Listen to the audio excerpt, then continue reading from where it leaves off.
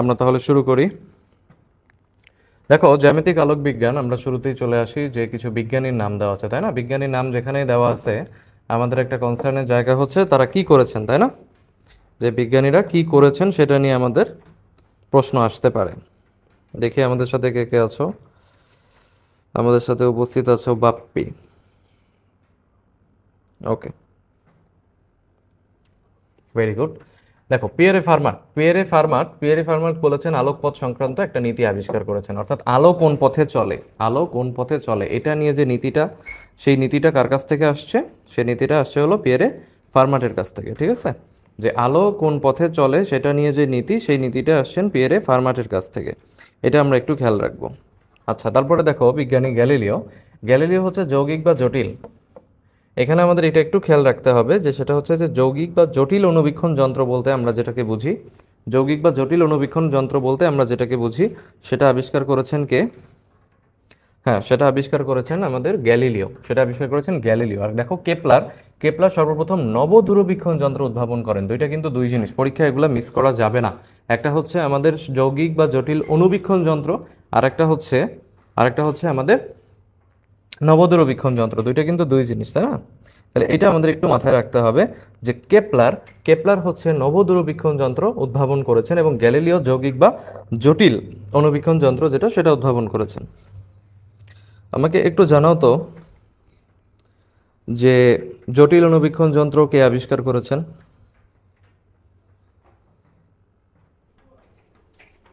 সবাই তোমাদের ফ্রেন্ডদেরকে একটু মেনশন দিয়ে দাও। খুব কঠিন টপিক, মনে হয় আপাত দৃষ্টিতে বেশ কঠিন, কিন্তু ধীরে ধীরে এটা সহজ হয়ে যাবে ইনশাল্লাহ। যখন তোমরা ক্লাসটা শেষ করবা, আশা করি তোমাদের কাছে সবকিছু ক্লিয়ার হয়ে যাবে। একটু আমাকে কমেন্ট করে জানাও। Very good. নবদূরবীক্ষণ যন্ত্র আবিষ্কার করেছেন বিজ্ঞানী কেপলার এবং যৌগিক বা জটিল অণুবীক্ষণ যন্ত্র গ্যালিলিও। এরপরে দেখি আমরা গ্রেগরি।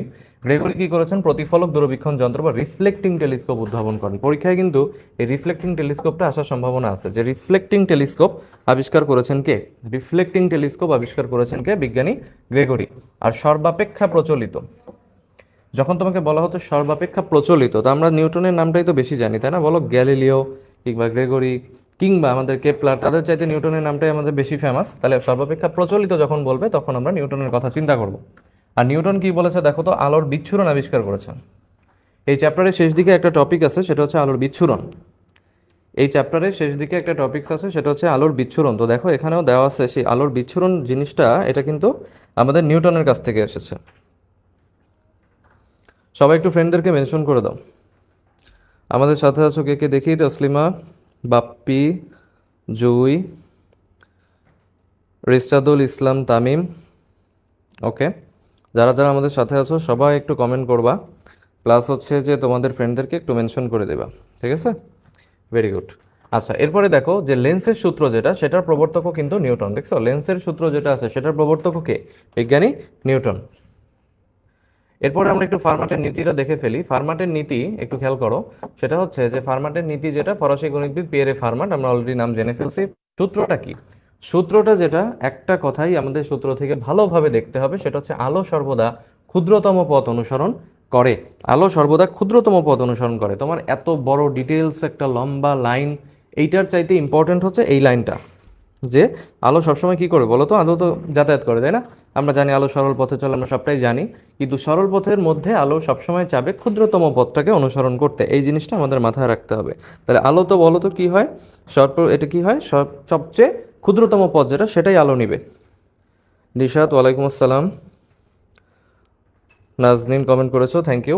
ওকে, দেখো এখন এদের প্রয়োগ কোথায়? আলোর প্রতিফলনের সূত্র প্রতিপাদন, প্রতিসরণের সূত্র এবং আলোর সরল রৈখিক গতি ব্যাখ্যা করা যায়। তোমাকে দিতে পারে যে আলোর সরল রৈখিক গতি কোন নীতির সাহায্যে ব্যাখ্যা করা যায়, সেটা হচ্ছে আমাদের ফার্মাটের নীতির সাহায্যে ব্যাখ্যা করা যায়। এবার আসো আমরা আলোর প্রতিফলনের জানি, আমরা আলোর ডেফিনেশন সম্পর্কে জানি যে প্রতিফলন জিনিসটা আসলে কি। আমরা সোজাসুজি দেখবো যে আলোর প্রতিফলন দুইটা সূত্র মেনে চলে। দেখো তো, আলোর প্রতিফলন দুইটা সূত্র মেনে চলে। আলোর প্রতিফলন দুইটা সূত্র মেনে চলে। মারজান, ওয়ালাইকুম আসসালাম। তসলিমা কমেন্ট করেছো, নাজনীন কমেন্ট করেছো, উশি কমেন্ট করেছো, থ্যাংক ইউ। ওকে, যারা যারা কমেন্ট করতেছো তাদের তাদের এই জিনিসটা কিন্তু মাথায় রাখতে হবে, যে সেটা হচ্ছে যে তোমরা এই যে টপিকসগুলো, এই যে মানে জ্যামিতিক আলোক বিজ্ঞান এই যে টপিকসগুলো, এই টপিকসগুলো কিন্তু আমাদের খুব কম পড়া হয়েছে, তাই না? তাহলে যে টপিকসগুলো আমাদেরকে মানে হচ্ছে কম পড়া হয়েছে, সেই টপিকসগুলোকে আমরা চেষ্টা করব বেশি পড়ার জন্য এবং বেশি শোনার জন্য, ঠিক আছে? এবং বেশি বেশি কমেন্ট করার জন্য, যাতে করে তোমাদের এই টপিকসগুলো বারবার বারবার রিভাইজ হয়ে যায়। ওয়ালাইকুম আসসালাম, আতিকুর রহমান, সাদিয়া, নিশাত, তসলিমা, থ্যাংক ইউ। দেখো, এখন একটা কথা লেখা লেখা আছে, আপতিত রশ্মি, প্রতিফলিত রশ্মি এবং আপতন বিন্দুতে বিভবতলের উপর অঙ্কিত অভিলম্ব একই সমতলে অবস্থান করে। অনেক পুরনো কথা, আমরা সবাই জানি। আপতন কোণ প্রতিফলন কোণ সর্বদা সমান হয়, অর্থাৎ আই ইকুয়ালস টু আর, এটাও আমরা জানি, তাই না? যে আই অলওয়েজ কি হবে, ইকুয়াল টু আর হবে। আর দেখো, মসৃণ সমতল দর্পণে আলোর নিয়মিত প্রতিফলন হয়, অর্থাৎ নিয়মিত প্রতিফলন হতে গেলে কিরকম তল লাগবে আমাদের? মসৃণ সমতল দর্পণ লাগবে, তাই না? আর দর্পণের প্রতিবিম্ব সৃষ্টি হয় কেন? আলোর প্রতিফলন ধর্মের কারণে। আচ্ছা, আলোর প্রতিসরণের ডেফিনিশনও আমরা জানি, যে কোনো একটা মাধ্যম থেকে যদি ভিন্ন একটা মাধ্যমে আমাদের আলো প্রবেশ করে, তখন আলো কিছুটা কি হয় বলো তো? বেঁকে যায়, তাই না? আলো কিছুটা বেঁকে যাবে। তো এই যে দিক পরিবর্তন হচ্ছে, সেটাই হচ্ছে আলোর প্রতিসরণ। তো এটা আমরা সংজ্ঞাটা একটু জানলাম সংক্ষেপে, কিন্তু মেইন কথা হচ্ছে আমাদের প্রতিসরণের কয়টা সূত্র আছে? দুইটা সূত্র আছে। প্রতিসরণের কয়টা সূত্র আছে? প্রতিসরণের সূত্র হচ্ছে আমাদের দুইটা। তো কি কি সূত্র দুইটা দেখো তো। প্রথম সূত্র হচ্ছে, আপতিত রশ্মি, প্রতিসরিত রশ্মি এবং বিভবতলের উপর অঙ্কিত অবিলম্ব একই সমতলে অবস্থান করে, অর্থাৎ প্রতিফলনের যে সূত্র তার সাথে মিল আছে। কিন্তু আমাদের সবচেয়ে ইম্পর্টেন্ট হচ্ছে দ্বিতীয় সূত্র, এবং দ্বিতীয় সূত্রের কি এই পুরো লাইনটা না, পুরো লাইনটা ইম্পর্টেন্ট না। আমাদের জন্য সবচেয়ে ইম্পর্টেন্ট হচ্ছে দ্বিতীয় সূত্রের আরেক নাম স্নেলের সূত্র। সবাই এটা একটু কমেন্ট করবা, সবাই এটা একটু কমেন্ট করবা, কমেন্ট করতেই হবে। সেটা হচ্ছে আমাদের প্রতিসরণের যে দ্বিতীয় সূত্র আছে, এই প্রতিসরণের দ্বিতীয় সূত্রকে কি নামে ডাকা হয়? প্রতিসরণের যে দ্বিতীয় সূত্র আছে, এটাকে আমাদের কি নামে ডাকা হয়? এটা সবাই একটু কমেন্ট করো।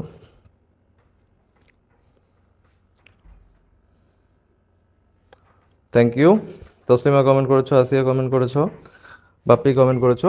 আচ্ছা, দ্বিতীয় সূত্র যেটা, সেটাকে আমরা বলতেছি হচ্ছে স্নেলের সূত্র। ওকে, এরপরে আমরা নিচে চলে আসি। দেখো, যে আলোর প্রতি সরণের ধর্মের জন্য পুকুরের ভেতরে মাছকে কিছুটা উপরে দেখতে পাওয়া যায়। এই কোশ্চেনগুলো আমাদের কিন্তু পরীক্ষায় দিয়ে দিতে পারে, যে আলোর কোন ধর্মের জন্য মাছ উপরে দেখা যায়, এটা আমরা যে কে প্রশ্ন দিতে পারে। তাহলে প্রতিসরণের সাথে পুকুরের ভেতর মাছের যে সম্পর্কটা, সেটা আমাদেরকে মনে রাখতে হবে, যে পুকুরে যে আমরা মাছ যেখানে দেখি, আসলে দেখা যায় যে সেই মাছের অবস্থানটা কিন্তু সেখানে থাকে না। তাহলে এটা কেন? এটা প্রতিসরণের জন্য।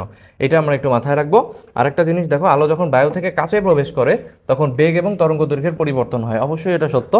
এবং আলোক রশ্মি এক মাধ্যম থেকে অন্য মাধ্যমে প্রবেশ করলে যে রাশিটি পরিবর্তন হয় না, সেটা হচ্ছে কম্পাঙ্ক। এটা সবাই একটু কমেন্ট করবা, যে আলো যখন এক মাধ্যম থেকে অন্য মাধ্যমে যায়, আলো যখন এক মাধ্যম থেকে অন্য মাধ্যমে যায়, তখন কোন জিনিসটা চেঞ্জ হয় না? তোমার পরীক্ষায় বেগ, তরঙ্গ দৈর্ঘ্য সব কিন্তু দিয়ে দিছে। দেখো, বেগ পরিবর্তন হবে, তরঙ্গ দৈর্ঘ্য পরিবর্তন হবে, কোণ পরিবর্তন হবে, কিন্তু কম্পাঙ্ক জিনিসটা কিন্তু পরিবর্তন হবে না। এটা সবাই একটু কমেন্ট করবা, যে আলো যখন এক মাধ্যম থেকে অন্য মাধ্যমে যায়, তখন কোন জিনিসটা পরিবর্তন হয় না। আরেকটা জিনিস আমরা একটু খেয়াল করি, এই যে স্নেলের সূত্র, অর্থাৎ আমাদের এই প্রতিসরণের যে সূত্রটা আছে, সেই সূত্রের আরেক নাম হচ্ছে সাইনের সূত্র। সূত্রের আরেক নাম কি? সাইনের সূত্র। এটা আমরা একটু খেয়াল রাখবো, যে আমাদের প্রতিসরণের যে সূত্রটা আছে, এই প্রতিসরণের যে সূত্রটা, দ্বিতীয় সূত্র, যেটাকে আমরা স্নেলের সূত্র নামে ডাকতেছি, এই স্নেলের সূত্রেরই আরেক নাম হচ্ছে সাইনের সূত্র। এবং এই সূত্রটার আমরা একটা গাণিতিক রূপ, সেটা একটু দেখে নিব। তোমাকে পরীক্ষায় দেওয়া হবে যে নিচের কোনটি স্নেলের সূত্র, নিচের কোনটি স্নেলের সূত্র, এটা তোমাকে দেওয়া হবে। নিচের কোনটি স্নেলের সূত্র? দেখি তো আমরা কি, sine I divided by sine R equal to কি, mu B by A, mu B by A. এইটা আমরা একটু মনে রাখার চেষ্টা করব। যদি আপতন কোণকে আই এবং প্রতিসরণ কোণকে আর ধরা হয়, তোমার পরীক্ষায় নানাভাবে চেঞ্জ করে দিতে পারে। এ উপরে দিতে পারে, বি নিচে দিতে পারে, আর উপরে দিতে পারে, এটা একই রকম রাখতে পারে, অনেকভাবে কোশ্চেন দিতে পারে। অতএব লিখে প্র্যাকটিস করতে হবে। আর সবাই তাহলে আমরা কি কমেন্ট করছি? দেখি কে কে কমেন্ট করছো, থ্যাংক ইউ। বাপ্পি কমেন্ট করেছো, লামিয়া কমেন্ট করেছো, মারজান কমেন্ট করেছো, নাজরিন কমেন্ট করেছো, ভেরি গুড। কম্পাঙ্ক পরিবর্তন হয় না। আলো যখন এক মাধ্যম থেকে আরেক মাধ্যমে যায়, তখন কম্পাঙ্ক পরিবর্তন হয় না, ভেরি গুড। আর সাইনের যে সূত্রটা, অর্থাৎ স্নেলের সূত্রের যে গাণিতিক রূপ, সেটা আমরা অলরেডি দেখে ফেললাম। এবার চলে আসি প্রতিসরাঙ্কের ক্ষেত্রে। খেয়াল করো, প্রতিসরাঙ্কের ক্ষেত্রে আমরা যেটা দেখতে পাই, যে প্রতিসরাঙ্কের যে সমীকরণ, এই সমীকরণ হচ্ছে sine I by R equal to mu, equal to হচ্ছে কি A mu B, A mu B. এবং এইখানে একটা সম্পর্ক দেওয়া আছে, সেই সম্পর্কটা 100% ইম্পর্টেন্ট, আমরা ডাবল স্টার দিয়ে রাখলাম। সেটা হচ্ছে যে প্রতিসরাঙ্ক আলোর বেগ এবং তরঙ্গ দৈর্ঘ্যের মধ্যে কি সম্পর্ক আছে। প্রতিসরাঙ্ক আলোর বেগ এবং তরঙ্গ দৈর্ঘ্যের মধ্যে কি সম্পর্ক আছে, দেখো সেটা হচ্ছে আমরা দেখতে পাচ্ছি A mu B equal to C A by C B equal to lambda A by lambda B, lambda A by lambda B. আমরা এই সূত্রটা অবশ্যই মাথায় রাখার চেষ্টা করব, তাই না? এই জিনিসটা আমাদেরকে খেয়াল অবশ্যই রাখতে হবে, এটা কিন্তু ডাবল স্টার, ঠিক আছে? তাহলে কি এ বাই বি, ও দেখো উপরে এ আছে নিচে বি আছে, আর এখানেও দেখো উপরে এ আছে নিচে বি আছে, তাহলে কি ধরনের সম্পর্ক বলো তো? সি এবং ল্যামডার মধ্যে কি ধরনের সম্পর্ক একটু আমাকে জানাও তো, সি এবং এর মধ্যে কি ধরনের সম্পর্ক?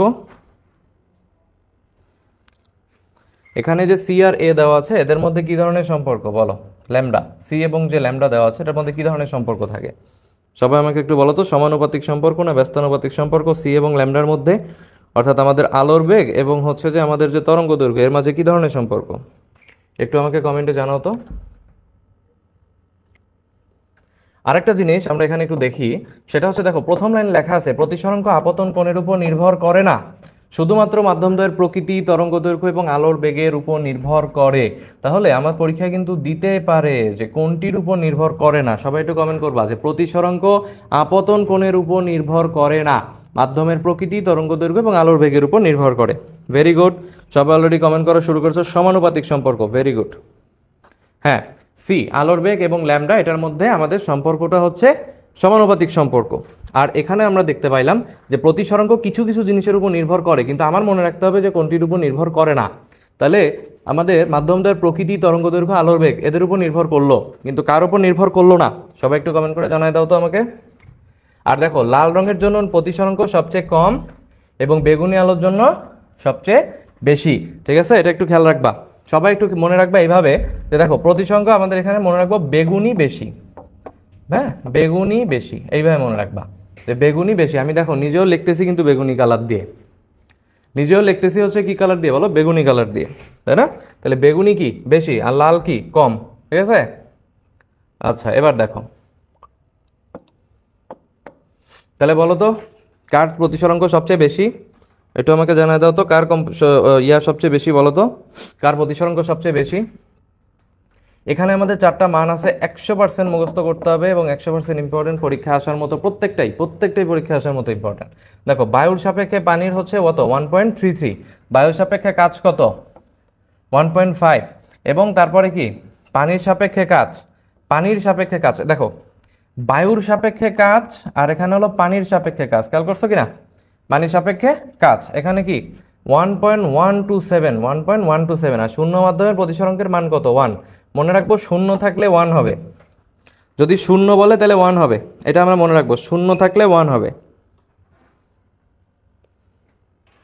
ঠিক আছে? এটা আমরা মনে রাখবো কি শূন্য থাকলে 1 হবে, এটা আমরা খেয়াল রাখবো। শূন্য থাকলে কি হয়? 1 হয়। শূন্য থাকলে কি হয়? শূন্য থাকলে 1 হয়, এটা আমরা মনে রাখবো, শূন্য থাকলে 1 হয়। এখন বাকিগুলা ঠিক আসলে ওইভাবে মনে রাখার কোনো নেমোনিক্স নাই, তবে হ্যাঁ তোমরা অনেক সময় এভাবে মনে রাখতে পারো চাইলে। সেটা হচ্ছে দেখো যে বায়ু সাপেক্ষে কাজ বলছে, তাই না? তাহলে কাজ যখন আমরা বলতেছি কাজ বায়ু সাপেক্ষে, কিন্তু এটা হ্যাঁ আমরা একটা মনে রাখবো যে বায়ু সাপেক্ষে কাজ। তাহলে বায়ু সাপেক্ষে যখন কাজ বলছে আমরা একটু খেয়াল রাখবো যে কাজ মনে রাখতে পারি কাচের সাথে 5, কাচের সাথে কি কাচ 5, তাহলে এখানে 1.5, দেখো 1.5 কাচ আর কি 5, এটা একটু খেয়াল রাখতে পারো যে কাচের সাথে 5, কাচের সাথে কি কাচের সাথে 5, এটা একটু মনে রাখতে পারো। তাহলে কাচ 5 পেয়ে গেলা, কাচ এবং 5 পেয়ে গেলা। আচ্ছা এখন আবার একটা কঠিন প্রশ্ন, এখন সেটা হচ্ছে যে আমাদের এখানে অন্যভাবে কি হবে? আচ্ছা এখন মনে রাখতে পারো এভাবে যে এই যে দেখো এখানে কত আছে আমাদের 127, তা আমরা শুধু 27 মনে করি। কত মনে করলাম? শুধু 27। তাহলে 27 বছর বয়স যদি একজনের হয়, হ্যাঁ একদম জাস্ট মনে রাখার জন্য বলতেছি, কেউ অন্যভাবে নেওয়া না, অন্যভাবে নেওয়ার মতো কেউ নাইও তোমরা এখানে। তাহলে এখানে হচ্ছে কি দেখো 27, তাহলে 27 বছরের একজনের কথা যদি আমরা চিন্তা করি, তো 27 বছরে মানুষজন কি হয় বলো তো? 27 বছরে মানুষজন অনেক পাকা হয়ে যায়। কি হয়ে যায়? অনেক পাকা হয়ে যায়। তাহলে পানির সাপেক্ষে কাজ, পাকা দেখলে মনে পড়বে পানির সাপেক্ষে কাজ, তাহলে লাস্টে কি থাকবে? 27 থাকবে, লাস্টে কি থাকবে? 27 থাকবে, এটা মনে রাখতে পারো যে পাকা হচ্ছে আমাদের 27 বছর বয়সে পাকা হয়ে গেছে, এই জন্য পানির সাপেক্ষে কাজ বললে 27, আর এখানে হচ্ছে তোমার বায়ুর সাপেক্ষে কাজ, এখানে মনে রাখবো কাজ এবং 5, আর শূন্য বললেই কি হবে? শূন্য বললেই কি হবে? 1 হবে, শূন্য বললেই কি হবে? 1 হবে। আর এইটা আমরা যখন ছোট ছিলাম তখন এভাবে মনে রাখতাম অনেক সময়, যে সেটা হচ্ছে দেখো বায়ুর সাপেক্ষে পানি বলছে, তাই না? বায়ু সাপেক্ষে কি বলছে? পানি বলছে না? তাহলে বায়ু সাপেক্ষে যখন পানি বলছে তখন আমরা এটা মনে রাখতাম এভাবে যে পরীক্ষায় যদি আমরা 33 পাই তা আগেকার দিনে আগেকার দিনে যখন দেখা যেত যে ফেল করা অনেক, মনে করো যে ফেল করাও সম্মানজনক বিষয় ছিল, তো ওই সময় যদি কেউ 33 পাইতো তখন আমরা বলতো কি 33-এ পাস। তো 33-এ পাস যদি হয়ে যাইতো কারো, সে কিন্তু আরামসে পানি খাইতে পারতো। তাহলে কারো যদি 33-এ পাস হয়ে যাইতো সে কিন্তু আরামসে পানি খাইতে পারতো, বুঝছো? কিন্তু আগে কিন্তু সেই জিনিসটা হইতো, এখন কিন্তু 33 পাইলে পারে একদম নক আউট, তাই না বলো? তাহলে আগে কি, কেউ যদি 33 পেয়ে পাস করে যেত সে কিন্তু পানি খাইতে পারতো। তাহলে পানি দেখলে, বায়ু সাপেক্ষে পানি দেখলে আমরা সেখানে 33 বসাই দিতে পারি, আর শূন্য দেখলে 1। এইটুকু কি সবাই বুঝছো কিনা? সবাই একটু কমেন্ট করো তো যে এই যে মনে রাখার জন্য যতটুকু তোমাদের বললাম, এইটুকু কি তোমাদের কাছে ক্লিয়ার হয়েছে কিনা? আমরা পরের টপিকে চলে যাচ্ছি। এখানে একটা কথা লেখা আছে যে কাচের মধ্যে লাল রঙের আলোর বেগে 1.8 গুণ। সবাই একটু মনে রাখবা।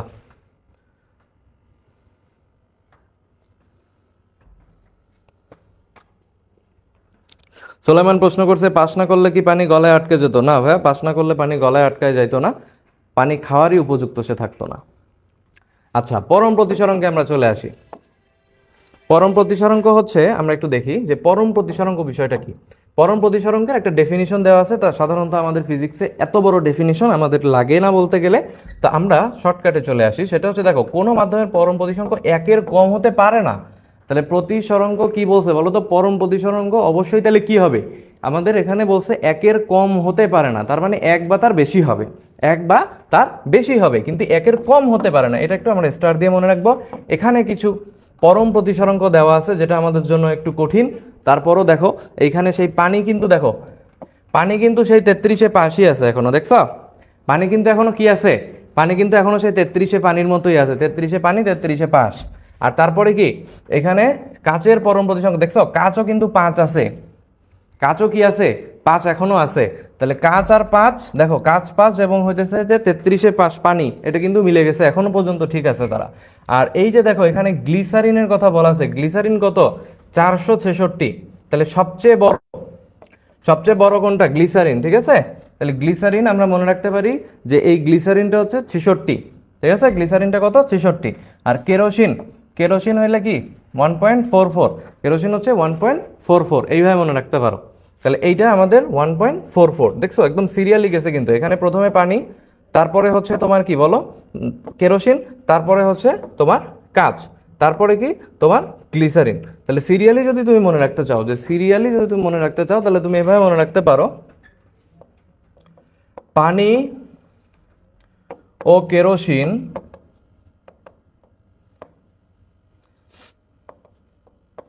কাচের গ্লাসে রাখি, পানি ও কেরোসিন কাচের গ্লাসে রাখি, ঠিক আছে? এটা দিয়ে মনে রাখতে পারো যে পানি ও কেরোসিন কাচের গ্লাসে রাখি। তাহলে দেখো তো, পানি কত? 33, কেরোসিন কত? 44, কাচের কত? 55, গ্লিসারিন কত? 66। দেখছো মিলছে?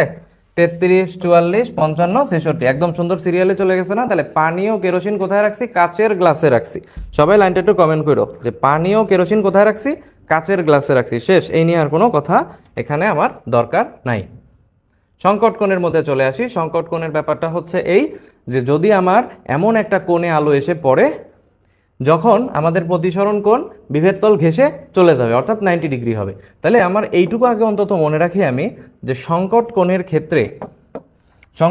ক্ষেত্রে প্রতিসরণ কোণ কত হয়? 90 ডিগ্রি হয়। প্রতিসরণ কোণ কত হয়? 90 ডিগ্রি হয়। দেখি সবাই কি বুঝতেছে কিনা? সবাই কি তোমরা বুঝতেছো, নাকি শুধু শুধু কমেন্ট করে যাচ্ছ, নাকি বুঝে কমেন্ট করতেছো? দেখি কে কে আছো। অন্তু, আশফাকুর, সোলাইমান, ভেরি গুড, আছিয়া, ফাইন। আচ্ছা, একে থিটা সি দ্বারা প্রকাশ করা হয় এবং বি মাধ্যমের সাপেক্ষে এ মাধ্যমের প্রতিসরাঙ্ক, দেখো কোনটা সাপেক্ষে কোনটা, আর এ মাধ্যমের সাপেক্ষে বি মাধ্যমের প্রতিসরাঙ্ক, খেয়াল করছো কিনা? যেটা মাধ্যমের সাপেক্ষে, আর যে মাধ্যমের প্রতিসরাঙ্ক, পরীক্ষার সময় প্যাচ লেগে যায়, হ্যাঁ কিভাবে কোনটা সাপেক্ষে কি বুঝতেছি না। আরে বাবা, তুমি এটা দেখো, সাপেক্ষ তুমি ভুলেই যাও, তুমি খালি চিন্তা করো যে কোন মাধ্যমের প্রতিসরাঙ্কের কথা বলা হচ্ছে। যে মাধ্যমের প্রতিসরাঙ্কের কথা বলা হচ্ছে সেটা পরে থাকবে, ঠিক আছে? যে মাধ্যমের প্রতিসরাঙ্কের কথা বলা থাকবে সেটা পরে থাকবে, এইটাই খালি খেয়াল রাখবা। যে মাধ্যমের প্রতিসরাঙ্কের কথা বলা থাকবে সেটা পরে থাকবে, এইভাবে আমরা সূত্রটাকে গুছাবো। পানির সাপেক্ষে কাচের সংকট কোণ 63 ডিগ্রি, পানি সাপেক্ষে কাচের সংকট কোণ কত 63 ডিগ্রি, আর হীরাকের কত বলো, হীরকের হলো 24 ডিগ্রি। ঠিক আছে, এটা মনে রাখবা। পূর্ণ আভ্যন্তরীণ প্রতিফলন, এটার অনেক বড় সংজ্ঞা আছে, যে সেটা হচ্ছে যে সংকট কোণের চেয়ে বড় কোণে আপতিত হইলে। বেসিক কথাটা আমরা জাস্ট একটু মাথায় রাখবো, যে সংকট কোণ, এই যে আপতন কোণটা সংকট কোণের চেয়ে বড় হয়েছে। আপতন কোণ কি হয়েছে, আপতন কোণটা কি হয়েছে বলো, সংকট কোণের চাইতে বড় কোণে আপতিত হচ্ছে, সংকট কোণের চেয়ে বড় কোণে আপতিত হচ্ছে। তখন কি হবে, তখন সেই মাধ্যমে এসে ফিরে আসবে। এটাই হলো পূর্ণ আভ্যন্তরীণ প্রতিফলন। তাহলে এইখানে একটা শর্ত আছে, দেখছো দুটো শর্ত দেওয়া আছে। আলোক রশ্মিকে অবশ্যই ঘন থেকে লঘু, ঘন থেকে লঘু মাধ্যমে যাইতে হবে। কোন মাধ্যম থেকে কোন মাধ্যম, ঘন থেকে লঘু মাধ্যমে যাইতে হবে। এবং আপতন অবশ্যই সংকট কোণ অপেক্ষা বড় কোণে আপতিত হইতে হবে। সংকট কোণ থেকে বড় কোণে আপতিত না হলে ঘটনাই তো হবে না। তাহলে সংকট কোণ থেকে বড় কোণে আপতিত হতে হবে, এবং তার মানে কি, আপতন কোণ ইজ গ্রেটার দেন সংকট কোণ। এটা আমাদের একটু খেয়াল রাখতে হবে। অর্থাৎ এই ক্ষেত্রে হচ্ছে আমাদের I is greater than theta C. এর উদাহরণ কি, পরীক্ষায় অনেক অনেক উদাহরণ আসে, পরীক্ষায় অনেক অনেক উদাহরণ আসে। উদাহরণ কিন্তু 100%, হ্যাঁ উদাহরণ কিন্তু 100%, একটা উদাহরণও বাদ দেওয়া যাবে না, একটা উদাহরণও বাদ দেওয়া যাবে না কিন্তু। ঠিক আছে, দেখো হীরকের উজ্জ্বলতা, এই যে হীরা যে জল জল করে উজ্জ্বল দেখায়, তাহলে এটা রিজন কি, পূর্ণ আভ্যন্তরীণ। মরুভূমিতে মরীচিকা, এই উদাহরণ তোমরা সবাই জানো, এইটা অন্তত তোমাদের কখনোই ভুল হবে না। আর অর্ধপূর্ণ কাচের গ্লাসে নিচ থেকে বাঁকাভাবে তাকালে, এত বড় উদাহরণ পরীক্ষা আসাটা খুব ডিফিকাল্ট, এত বড় উদাহরণ সাধারণত পরীক্ষা আসে না। তারপর একটা রিডিং, অপটিক্যাল ফাইবার, এইটা পরীক্ষা আসার সম্ভাবনা অনেক অনেক অনেক অনেক বেশি। অপটিক ফাইবার, এটা পরীক্ষা আসার সম্ভাবনা অনেক বেশি। অর্থাৎ মরুভূমি তুমি জানো, এটা অনেক বড় একটা লাইন। হীরকের উজ্জ্বলতা এবং অপটিক ফাইবার সবগুলোই তুমি দেখে নিলে। অপটিক ফাইবারের মধ্যে তোমরা ছোটবেলায় পড়ছো যে এরকম নল থাকে, তারপরে আলো এই যে এইভাবে এইভাবে যাতায়াত করো, তোমরা জানো, তোমরা এটা জানো। ঠিক আছে, তাহলে অপটিক ফাইবারের মধ্যেও কি পূর্ণ আভ্যন্তরীণ প্রতিফলন। এখান দেখো তোমাদের অপটিক ফাইবার সম্পর্কে একটা সুন্দর লাইন দেওয়া আছে, সেই লাইনটা আমরা একটু দেখে নেই। সেটা হলো এই যে অপটিক ফাইবারের প্রধান উপাদান কি, সিলিকন ডাইঅক্সাইড। অপটিক ফাইবারের প্রধান উপাদান কি, সিলিকন ডাইঅক্সাইড। আর দেখো মরীচিকা দ্বারা প্রাপ্ত প্রতিবিম্ব হচ্ছে ইমাজিনারি। দেখছো এটা কি ম্যাটে আসছে, তাই না? তো মরীচিকা দিয়ে যে প্রতিবিম্বটা পাওয়া যায়, মরীচিকার মাধ্যমে যে প্রতিবিম্বটা পাওয়া যায়, এটা কি বাস্তব না অবাস্তব? তাহলে বাস্তব এবং অবাস্তবের কথা যখন বসে, তখনই তো আমাদের নিশ্চয়ই কথাটা আসবে, তাই না বলো? তাহলে সেই ক্ষেত্রে আমরা কি দেখি, এটা হলো ইমাজিনারি, ইমাজিনারি, তাই না? তাহলে অবাস্তব। কে কে আছো দেখি, নিশাত, সোলাইমান, উশি, জাকিয়া, নিশাত, ভেরি গুড, সবাই আমাদের সাথে আছো। এবার আমরা লেন্সের মধ্যে চলে আসি। লেন্স কয় প্রকার দেখো তো, লেন্সের লেন্স দুই প্রকার। কয় প্রকার লেন্স আছে আমাদের? দুই প্রকার লেন্স আছে। কি কি লেন্স, সেই নামগুলো আমরা একটু দেখি। স্থূল মধ্য আর ক্ষীণ মধ্য, এই নামগুলো অনেক কঠিন, তাই না? উত্তল বা অভিসারী লেন্স, কি বলছে দেখো তো, উত্তল লেন্স বা অভিসারী লেন্স, আর অবতল লেন্স মানে হচ্ছে অপসারী লেন্স। ঠিক আছে, এটা আমরা একটু মনে রাখবো। তাহলে উত্তল লেন্সের আরেক নাম হচ্ছে অভিসারী লেন্স, আর অবতল লেন্সের আরেক নাম হচ্ছে অপসারী লেন্স। এখন উত্তল লেন্স তোমরা এইভাবে আঁকাও, তাই না বলো? আর অবতল লেন্স তোমরা এইভাবে আঁকাও, আমরা সবাই জানি এগুলো, তাই তো? তো একটু খেয়াল করে দেখো তো, এই যে উত্তল লেন্সটা, এই উত্তল লেন্সের যে পেটটা, এই পেটটা মাছের পেটের মতো এরকম ফুলে আছে না? তাহলে মাঝখানটা মোটা হয়ে আছে। তাহলে এই জিনিসটাকে বলা হয় কি, স্থূল কোথায়? তাহলে মধ্য, তাই না? তাহলে স্থূল কি মধ্য অবস্থায় আছে, তার মানে বিএমআই কি 20-এর বেশি নাকি? 20%-এর বেশি হবে নাকি ওজন ওর? আচ্ছা, ক্ষীণ মধ্য বা অবতল বা অপসারী। তাহলে এই যে ক্ষীণ মধ্য, দেখো তো এর কি হয়েছে, এই জায়গাটা টুপ করে চেপে গেছে, দেখছো? মনে হইতেছে যে আপেল আছে না, আপেল, আপেলের দুই পাশ থেকে কামড়াই দিয়ে চলে গেছে। তো ওইরকম একটা অবস্থা তৈরি হয়েছে অবতল লেন্সের ক্ষেত্রে। তাহলে এখন এই উত্তল লেন্স আর এই যে অবতল লেন্স, এরা কয় ধরনের হইতে পারে আমরা একটু খেয়াল করি। সেটা হচ্ছে, এটা দ্বি উত্তল লেন্স হতে পারে। এই প্রথমটাই যে ছবিটা আঁকাইছে, এটা কিন্তু দ্বি উত্তল বা উভোত্তল লেন্স। অর্থাৎ এই সাইডও উত্তল, এই সাইডও উত্তল, এটা তোমরা জানো। তাহলে কি দ্বি উত্তল, এটা এটা। উভাবতল, এই সাইডও অবতল, এই সাইডও অবতল, তাহলে উভাবতল বা দ্বি অবতল বলা যায়। সমতলত্ব মানে কি, সমতল মানে কি, সমতল মানে হচ্ছে এই যে এই সাইডটা হচ্ছে সমান, আর এই সাইডটা হচ্ছে কি উত্তল। তাহলে এটা হলো কি আমাদের এক, এটা হলো আমাদের এই যে দুই। আর এই যে অবতলোত্তল, এটা কি জিনিস? অবতলোত্তল মানে হচ্ছে এই সাইডটা এই, অর্থাৎ দেখো এই সাইডটা অবতল কিন্তু এই সাইডটা আবার উত্তল। খেয়াল করছো? তাহলে এই জিনিসটা আমরা একটু মনে রাখবো। আর এইখানে তোমার হচ্ছে দেখো, যে অবতলোত্তলের কথা বলা হয়েছে, যে অবতলোত্তল এইখানে তোমার হলো যে এই ছবিটা আমরা আঁকাই ফেললাম। এখন তাহলে এখানে চলে আসি, সমাবতল কি জিনিস? সমাবতল হচ্ছে এই, এবং তারপরে কি হবে বলতো, এই যে। তার মানে এক সাইড আমাদের সমতল আছে আর এক সাইড অবতল হয়ে গেল। আর উত্তল অবতল কি জিনিস? উত্তল অবতল হচ্ছে এইটা আমাদের হচ্ছে যে আমাদের কি অবস্থায় থাকবে, উত্তল অবস্থায় থাকবে, কিন্তু এটা থাকবে অবতল অবস্থায়। ঠিক আছে, তাহলে এইগুলো হচ্ছে আমাদের প্রকারভেদ। আমরা প্রকারভেদ অবশ্যই পড়ে যাব পরীক্ষার জন্য, পরীক্ষা আসতে পারে 9 কোনটি, অর্থাৎ এইটার এক্সাম্পল 9 কোনটা, এটার এক্সাম্পল 9 কোনটা। আরেকটা প্রশ্ন দেখো লেখা আছে উত্তল লেন্স সিলিন্ডার আকৃতির হতে পারে না। 19-20 সালে আসছে কিন্তু, দেখছো? সবাই একটু কমেন্ট করো যে উত্তল লেন্স যেটা আছে, এই উত্তল লেন্স যেটা আছে সেটা কার মতো হতে পারে না? সিলিন্ডারের মতো হতে পারে না। আচ্ছা, এরপরে এই যে জায়গাটা, এই জায়গাটা 100% ইম্পর্টেন্ট তোমাদের পরীক্ষার জন্য, যে সেটা হচ্ছে যে কোথা দিয়ে আমাদের বস্তু থেকে আগত আলোক রশ্মির যে দিক, সেইটা নিয়ে আমাদের কথা বলা হয়েছে। তো এইটা আমাদের একটু মনে রাখতে হবে যে যদি আলোক কেন্দ্র দিয়ে গমন করে, যদি আলোক কেন্দ্র দিয়ে গমন করে তাহলে সেই ক্ষেত্রে প্রতিসরণের পর কোন দিকে যাবে? অপরিবর্তিত থাকবে। অর্থাৎ আলোক কেন্দ্র দিয়ে যদি যায় তাহলে কি থাকে? অপরিবর্তিত থাকে। আর লেন্সের প্রধান অক্ষের সমান্তরাল যদি হয় তাহলে প্রধান ফোকাস দিয়ে যাবে, বা যাবে বলে মনে হয়, মনে হওয়ার দরকার নেই, প্রধান ফোকাস দিয়ে যাবে। আর লেন্সের প্রধান ফোকাসে যদি আপতিত হয়, লেন্সের প্রধান ফোকাসের উপর এসে পড়ছে, তাহলে প্রধান অক্ষের সমান্তরাল হবে। তাহলে যদি আমার এইখানে সমান্তরাল বলা থাকে, ভালো করে খেয়াল রাখো, যদি আমাদের বলা হয় যে সমান্তরালে আপতিত হয়েছে, অর্থাৎ আপতিত হয়েছে সমান্তরালে, তাহলে সে প্রধান ফোকাস দিয়ে যাবে। আর যদি বলে প্রধান ফোকাসে এসে পড়ছে, তাহলে সে সমান্তরালে যাবে। কথা বুঝাইতে পারছি কিনা? একটু খেয়াল করে দেখো তো জিনিসটা আসলে বুঝছো কিনা কি বলছি আমি এখানে। আলোক কেন্দ্র দিয়ে যাচ্ছিল তো কোনো দিক চেঞ্জ হবে না, অপরিবর্তিত থাকবে। কিন্তু পরেরটা হলো ভাইস ভার্সা, যদি এই পাশে সমান্তরাল লেখা থাকে তাহলে এই পাশে হবে প্রধান ফোকাস, যদি এই পাশে প্রধান ফোকাস লেখা থাকে তাহলে এই পাশে হবে সমান্তরাল। সবাই বুঝছো কিনা? সবাই বুঝছো কিনা দেখি বলো তো, বুঝছো এটা কি বললাম?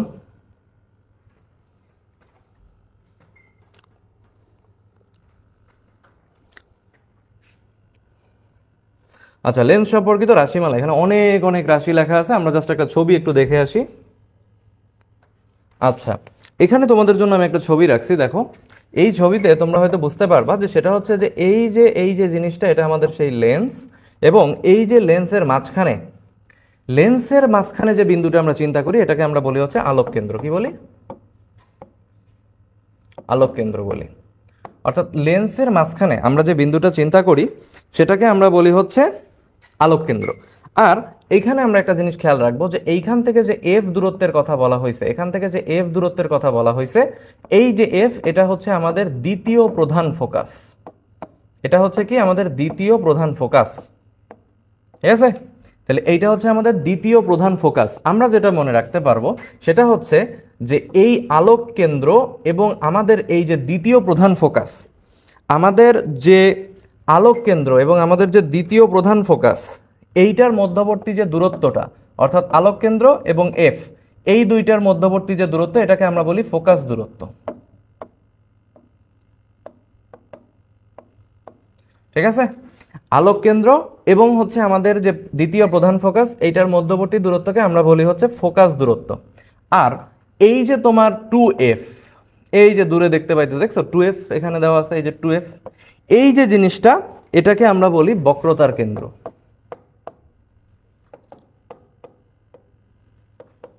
তাহলে কি দাঁড়াইলো?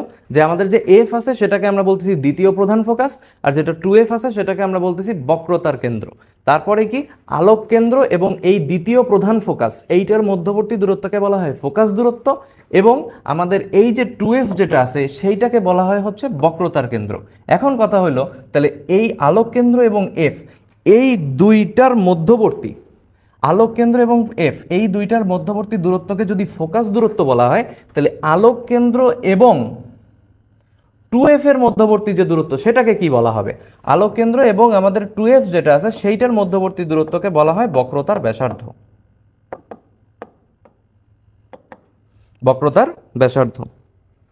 ঠিক আছে, খেয়াল করো, তাহলে আলোক কেন্দ্র এবং এফ, এটার মধ্যবর্তী দূরত্বকে বলা হয় ফোকাস দূরত্ব, এবং আমাদের এই আলোক কেন্দ্র এবং হচ্ছে আমাদের 2f, এইটার মধ্যবর্তী দূরত্বকে বলা হয় বক্রতার ব্যাসার্ধ। অর্থাৎ আমরা এটাও বলতে পারি আলোক কেন্দ্র এবং বক্রতার কেন্দ্র, আলোক কেন্দ্র এবং বক্রতার কেন্দ্রের মধ্যবর্তী দূরত্বকে বক্রতার ব্যাসার্ধ বলে।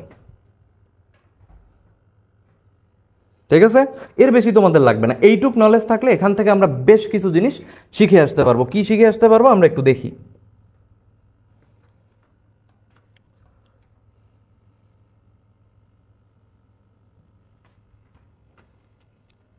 ওকে, দেখো বক্রতার কেন্দ্র এগুলো ডেফিনিশন দেওয়া আছে, যেগুলো আমরা একটু আগে কথা বললাম।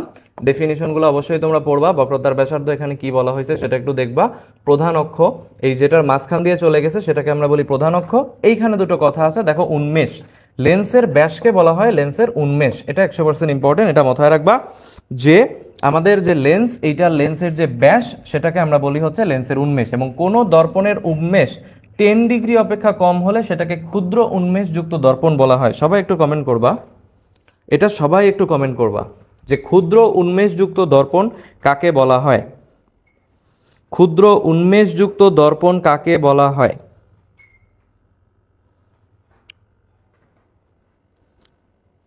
আচ্ছা, কমেন্ট সেকশনে আমি একটা ছোট জিনিস যেটা আমি বুঝতে পারতেছি সেটা তোমাদেরকে একটু ক্লিয়ার করি। সেটা হলো এই যে এই চ্যাপ্টারটা পড়ার সময় এমন অনেক ওয়ার্ড তোমাদের সামনে আসতে পারে যেই ওয়ার্ডটা ব্যাখ্যা করার জন্য 15 থেকে 20 মিনিট শুধু ফিগার নিয়ে আলোচনা করতে হবে। বুঝাইতে পারছি? এই চ্যাপ্টারে পড়ার সময় এমন অনেক ওয়ার্ড পাবা যে ওয়ার্ডগুলা ব্যাখ্যা করার জন্য বা ক্লিয়ারলি বোঝার জন্য 15 থেকে 20 মিনিট শুধু ছবি নিয়ে আলোচনা করতে হবে। লেন্সের সমীকরণ নিয়েই একটা ক্লাস নেওয়া যায়, এবং সেটা 1 থেকে 1.5 ঘন্টা লম্বা একটা স্থায়ী ক্লাস নেওয়া যেতে পারে। কিন্তু এটা আমাদের অ্যাডমিশনের জন্য চিন্তা করতে হবে যে আমার অ্যাডমিশনে যে এমসিকিউগুলো আসবে সেইগুলো আমার পারা দরকার। কনসেপ্ট ক্লিয়ারের জন্য পর্যাপ্ত সময় আমাদের হাতে আসলে নাই, অর্থাৎ ধরে ধরে ধরে ধরে প্রত্যেকটা টপিক আমাদের কনসেপ্ট ক্লিয়ার করার সময় আমাদের এখানে আসলে হবে না। অতএব আমাদের চেষ্টা থাকবে এবং তোমাদেরও চেষ্টা থাকবে, সেটা হচ্ছে অ্যাডমিশনে যে কোশ্চেনগুলো আসবে সেইগুলো আসলে কিভাবে সলভ করা যায়। ঠিক আছে? ওকে, দেখো ফোকাস দূরত্ব, ফোকাস দূরত্বের ভিতরে আমরা দুইটা কথা একটু জেনে রাখবো। সেটা হচ্ছে লেন্সের ফোকাস দূরত্ব এবং বক্রতার ব্যাসার্ধ। এইখানে যে বিষয়টা দেওয়া আছে লেন্সের ফোকাস দূরত্ব বক্রতার ব্যাসার্ধের মধ্যে সম্পর্ক হচ্ছে F=R/2। ছবিটা একবার ইমাজিন করো, তোমরা নিজেরাই বুঝতে পারবা। আচ্ছা, এবার ফোকাস দূরত্ব বক্রতার ব্যাসার্ধের অর্ধেক, যে কথাটা এখানে লেখা আছে সেই কথাটা এখানে বাংলায় লেখা আছে, আর কিছু না। এবার আমরা চলে আসি প্রধান ফোকাস।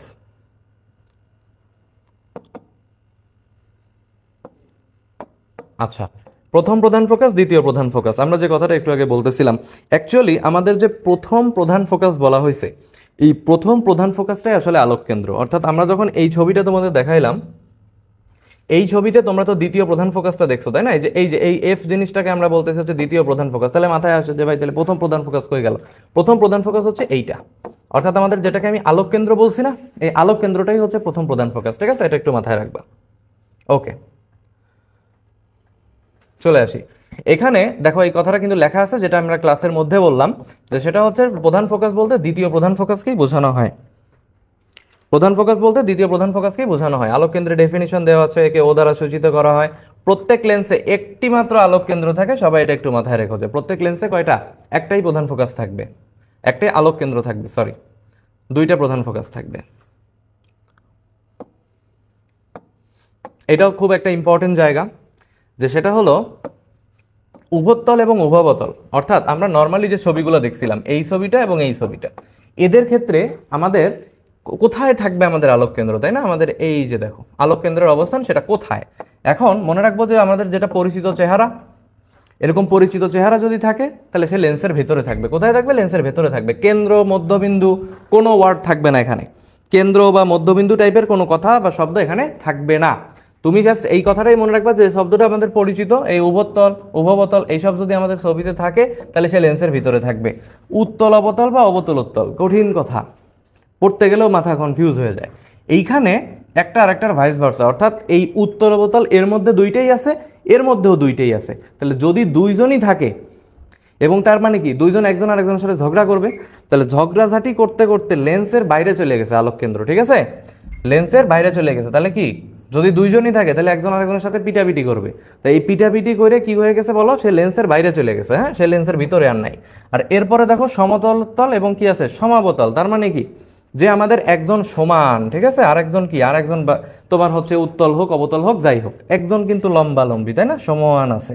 তাই একজন যদি সমান থাকে তাহলে কি হবে? ভিতরে মধ্যবিন্দুতে থাকবে। একজন যদি সমান থাকে সে মধ্যবিন্দুতে থাকবে, এইটা মাথায় রাখবে। একজন যদি সমান থাকে, অর্থাৎ এরকম যদি হয় বা তোমার হচ্ছে যে এরকম যদি হয়, তাহলে সে মধ্যবিন্দুতে থাকবে, এটা খালি মনে রাখবে। ফোকাস দূরত্ব আমরা অলরেডি পড়ে ফেলছি। ফোকাস দূরত্ব কি জিনিস? উত্তল লেন্স যদি হয় তার ফোকাস দূরত্বটা ধনাত্মক হবে, অবতল লেন্স যদি হয় তাহলে তার ফোকাস দূরত্বটা ঋণাত্মক হবে। হ্যাঁ, এই কথাটা মাথায় রাখবা। আর একটা জিনিস আমরা একটু ইকুইভ্যালেন্ট হিসেবে মনে রাখবো, যে সেটা হচ্ছে যে যাই আসলে উত্তল লেন্স, তার আচরণই আসলে অবতল দর্পণের সাথে মিলে যাবে। আর যাই আসলে অবতল লেন্স, তাই আসলে আমাদের উত্তল দর্পণের সাথে মিলে যাবে। ঠিক আছে? অর্থাৎ দর্পণ আর লেন্সের যে সম্পর্কটা না, এই দর্পণ আর লেন্সের সম্পর্কটা মোটামুটি একটু বিপরীত। অর্থাৎ উত্তল লেন্সের আচার আচরণ অবতল দর্পণের সাথে মিলবে, আবার অবতল লেন্সের আচার আচরণ উত্তল দর্পণের সাথে মিলবে। এই কথাটা মাথায় রাখবা, মোটামুটি কাজের একটা জিনিস।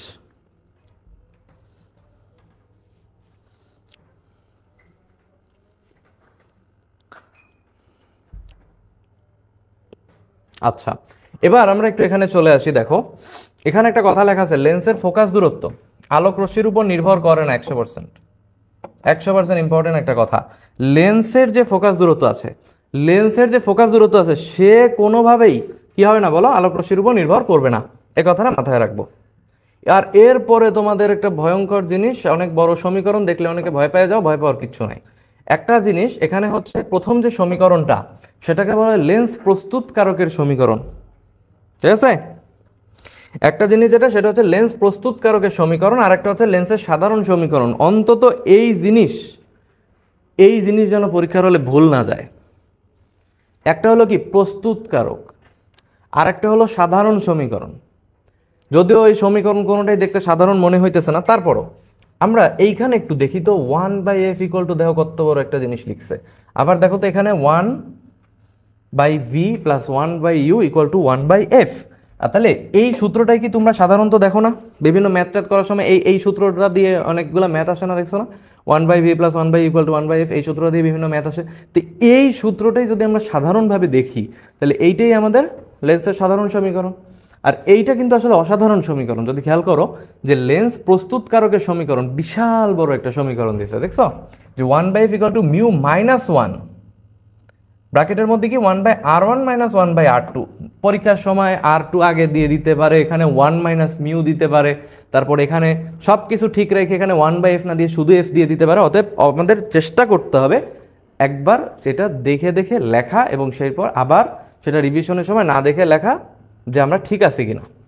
বিবর্ধন কি জিনিস? বিবর্ধন মানে হচ্ছে একটা জিনিস আরেকটা তুলনায় কত বড় হবে। আমি এখানে দাঁড়াইলাম, আমার বিম্ব তৈরি হলো, বিম্ব আমার চেয়ে কত বড়, তাহলে এইটাই হইতেছে আমাদের বিবর্ধন। আর এটাকে কি দ্বারা প্রকাশ করি? আমরা এম দ্বারা প্রকাশ করি। এম এর ক্ষেত্রে যে জিনিসটা খেয়াল রাখবা, M equal two minus v/u। তোমাকে পরীক্ষার সময় কিন্তু এটা দিয়ে কনফিউজ করে দিতে পারে, তোমাকে কিন্তু পরীক্ষার সময় এটা দিয়ে কনফিউজ করে দিবে, যে সেটা হচ্ছে M equal two minus v/u। তাহলে এই কথাটা মাথায় রাখবা। আর এইখানে রৈখিক বিবর্ধন, কৌণিক বিবর্ধন নামে কিছু জিনিস আছে, এই জিনিসগুলো আমরা মাথায় রাখবো একটু। আর এইখানে দেখো তোমাদের এই সূত্র দেওয়া আছে, যে দূরত্ব ইকুয়াল টু মাইনাস, আবার দেখো আবার এই যে মাইনাস v/u। দূরত্বের আগে কোনোদিন দেখছিলাম মাইনাস, কিন্তু এখানে এটা মাথায় রাখতে হবে যে প্রতিবিম্বের দূরত্ব বা বস্তুর দূরত্ব ইকুয়াল টু মাইনাস v/u। পরীক্ষার সময় অনেক সময় মনে হবে যে আচ্ছা বিবর্ধনের কথা বলছে, দূরত্ব তো বলছে, দূরত্ব তো কখনো মাইনাসে হয় না। এই মাইনাস দিয়ে তো তোমার দিক বোঝানো হয়েছে, এই মাইনাস দিয়ে তো মান বোঝানো হয় নাই, তাই না? তাহলে মাইনাস v/u এটা কিন্তু ডাবল স্টার ভুল যাওয়ার মতো একটা জিনিস, অতএব যেন তোমরা খেয়াল রাখো। এরপর বলছে কি বিম্ব দুই রকমের। এটা আমরা না পড়া থাকলেও কিছু যদি নাও জানি, তাও আমরা এটা বুঝি যে বিম্ব বাস্তব হয়, অবাস্তব হয়। বিম্ব কি হয়? বাস্তব হয় এবং অবাস্তব হয়, তাই না? এটা আমরা মোটামুটি জানি। এবং দেখো বাস্তব বিম্ব এবং অবাস্তব বিম্ব দুইটারই আবার নাম দিছে। বাস্তব বিম্বকে সৎ বলে, আর অবাস্তবকে বলা হয় অসৎ। এটা আবার অসৎ পড়ো না, ঠিক আছে?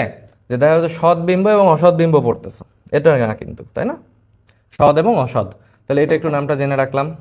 ওকে, এবার একটু দেখি কি বলছে, যে বাস্তব এবং অবাস্তব উভয় প্রকার বিম্ব চোখে দেখা যায়। শোনো, বাস্তব অবাস্তব যাই হোক না কেন, এই পৃথিবীতে বাস্তব ঘটনাও দেখবা, অবাস্তব ঘটনাও দেখবা।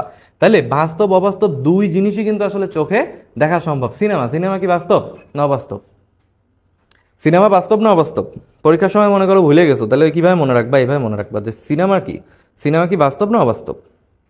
সিনেমা অবাস্তব জিনিস না? তো সিনেমা যদি অবাস্তব জিনিস হয়, সেই জিনিসও তো তুমি দেখতে পাচ্ছ, সিনেমাতে ছবিও তুলতে পারতেছো, ফটো তুলতে পারতেছো, তাই না? তাহলে অবাস্তব এবং বাস্তব দুইটাই কি করা যায়? চোখে দেখা যায় এবং ফটো তোলা যায়। আচ্ছা, এরপরে দেখো অনুবীক্ষণ দূরবীক্ষণ দুইটাতেই কি দুইটা বিম্ব গঠিত হয়, দেখছো? এগুলো আমরা একটু মাথায় রাখলাম। এবার আমরা একটু নিচে চলে আসি। বাস্তব এবং অবাস্তব বিম্বের মধ্যে পার্থক্য অবশ্যই আমরা রিডিং দিব। বাস্তব এবং অবাস্তব এটা আমরা রিডিং দিব, পর্দায় ফেলা যায় কিনা বাস, বাস্তব এবং অবাস্তব এটা আমরা পড়ে ফেলছি, দুইটাই দেখা যায়, দুইজনই দেখা সম্ভব।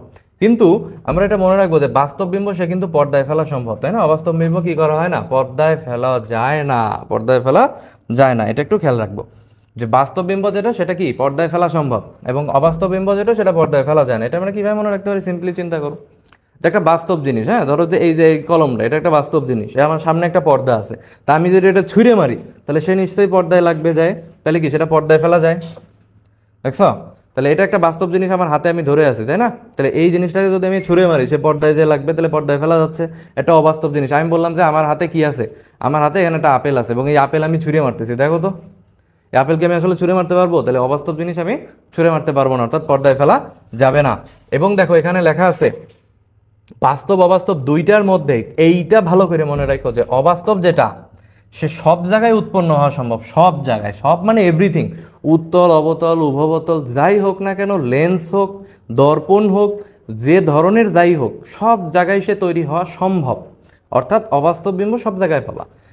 কিন্তু এই যে বাস্তব বিম্ব সে মাত্র দুই জায়গায় পাওয়া যায়, সেটা হলো উত্তল লেন্স, তাহলে উত্তল লেন্সের ভাইকে, উত্তল লেন্সের ভাই হলো অবতল দর্পণ। তাহলে বাস্তব বিম্ব শুধুমাত্র কোথায় পাওয়া যাচ্ছে দেখো তো একটু মনে করে, হ্যাঁ এটা একটু মনে রাখো যে সেটা হচ্ছে যে অবতল দর্পণ এবং হচ্ছে যে উত্তল লেন্স, ঠিক আছে? তাহলে অবতল দর্পণ এবং উত্তল লেন্সে উৎপন্ন হয়, এটা আমরা একটু মাথায় রাখি। তাহলে উত্তল লেন্স যা এবং অবতল দর্পণ তাই। বিম্বের প্রকৃতি উল্টা বা অবশীর্ষ হয় আর এটা সিধা হয়, তাই না? তাহলে একটা হলো উল্টা আর এইটা হলো সোজা। এবার এখানে যে জিনিসটা দেওয়া আছে যে আমার বস্তু কোথায় অবস্থান করলে, বস্তু কোথায় অবস্থান করলে তার প্রতিবিম্ব কোথায় হবে এবং সেই প্রতিবিম্বটা কেমন হবে, খুব মানে মনে হইতেছে যে কমপ্লিকেটেড জিনিস, আমার মাথায় জীবনেও ধরবে না, কিন্তু আসলে বিষয়টা এমন একেবারেই না, খুবই সোজা একটা জিনিস, তাই না? আমরা একটু দেখে ফেলি যে আসলে খুব সোজা একটা জিনিসটা আসলে কিভাবে কঠিন বানানো হয়েছে এখানে। এইখানে আমাদের যে বক্সটা দিছে এই বক্স থেকে আমাদের কি লাগবে আগে কোশ্চেনটা বুঝতে হবে। সেটা হলো আমি একটা বস্তুকে যদি অসীমে রাখি, 2f দূরত্বে রাখি, f দূরত্বে রাখি, f টু f এর মাঝখানে রাখি, যেখানে রাখি আমি কি ধরনের প্রতিবিম্ব পাবো, এটা হচ্ছে প্রথম একটা জিনিস যে আমি কি ধরনের প্রতিবিম্ব পাচ্ছি। আর তারপরে দেখো এই যে এখানে, হ্যাঁ খেয়াল করো যে সেটা হচ্ছে যে আমি কি ধরনের প্রতিবিম্বটা পাচ্ছি এবং সেইখান থেকে যত সামনের দিকে যাচ্ছে, সেখান থেকে যত সামনের দিকে যাচ্ছে তত জিনিসগুলো দেখতে কেমন হবে, এই কথাগুলো এখানে বলা হয়েছে। তাহলে এরপরে এরপরে আমরা এখানে একটা নোটস দেখে ছবি দেখে ফেলবো, তাহলে আমাদের পড়া হয়ে যাবে। দেখো এই ছবিটার মধ্যে আমি সব কিছু ইনশাল্লাহ ক্লিয়ার করে দেওয়ার চেষ্টা করব। তোমরা যারা আমাদের সাথে আছো দেখি কে কে আছো, একটু নাম পড়ে ফেলি তোমাদের। সোলাইমান আছো, আসিয়া আছো, জাকিয়া আছো, তামিম আছো, রিপন আছো, থ্যাংক ইউ। Okay good. এখন আমরা একটু লেন্সটা দেখি, আবার চলে আসি দেখো ছবিতে। প্রথম কথা হচ্ছে যে আমরা এখানে যে কাজটা করছি সেটা হচ্ছে কি মার্কিং করছি কিভাবে, যে এই যে আমাদের অসীমে যদি একটা বস্তু থাকে সেটা হচ্ছে 1, তারপরে হলো এই অসীম এবং 2f এর মাঝখানে হলো আমাদের 2, যদি 2f এ থাকে সেটা হচ্ছে 3, 2f এবং f এর মাঝখানে যদি থাকে সেটা হলো আমাদের 4, আর হচ্ছে আমাদের f এবং আলোক কেন্দ্রের মধ্যে যদি থাকে সেটা হচ্ছে আমাদের 6। অর্থাৎ একটা বস্তু অসীমে থাকতে পারে, অসীম এবং 2f এর মাঝখানে থাকতে পারে, 2f এ থাকতে পারে, 2f আর f এর মাঝখানে থাকতে পারে, f এ থাকতে পারে এবং f এবং আলোক কেন্দ্রের মাঝখানে থাকতে পারে, ঠিক আছে? আচ্ছা তাহলে এই কোথায় আমাদের বস্তুগুলা থাকলে পারে কোথায় আমাদের বিম্বটা গঠন হবে সেটা হলো আমাদের চ্যালেঞ্জ। তা আমরা এভাবে যদি নাম্বারিং করে ফেলি, এখানে আমাদের 1 থেকে 6 পর্যন্ত নাম্বারিং করে ফেলছি, কিন্তু একটা জিনিস খেয়াল করো এখানে আমাদের 6 পর্যন্ত নাম্বারিং আসছে, কিন্তু যখন আমরা এই পাশটায় নাম্বারিং করা শুরু করব তখন আমরা এখানে দেখি যে এফকে আমরা নাম্বারিং করছি 1, এরপরে এফ আর 2f এর মাঝখানে আমরা নাম্বারিং করছি 2, 2f কে আমরা নাম্বারিং করছি 3, তারপর 2f এবং অসীমের মধ্যে নাম্বারিং করছি 4, আর অসীমে নাম্বারিং করছি 5। এখানে আমরা যে জিনিসটা একটু খেয়াল রাখবো যে সেটা হচ্ছে যে 2f যদি আমাদের অসীমে থাকে,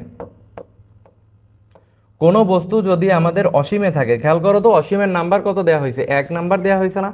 তাহলে অসীমের নাম্বার যদি 1 হয়, আমরা এখন খালি ছবি দেখে দেখে মিলাবো। প্রথমে আমরা এইভাবে ছবিটা একটু কল্পনায় করে নিব, তারপরে বস্তু কোথায় থাকলে কি হবে আমরা অটোমেটিক পারবো। দেখো যে যদি যদি জিনিসটা আমাদের অসীমে থাকে অর্থাৎ 1 এ থাকে, দেখো তো 1 নাম্বারিং কোথায় করা হয়েছে, এই যে f এ করা হয়েছে, তাহলে আমাদের প্রতিবিম্ব কোথায় গঠিত হবে, f এ গঠিত হবে, কথা বুঝছো?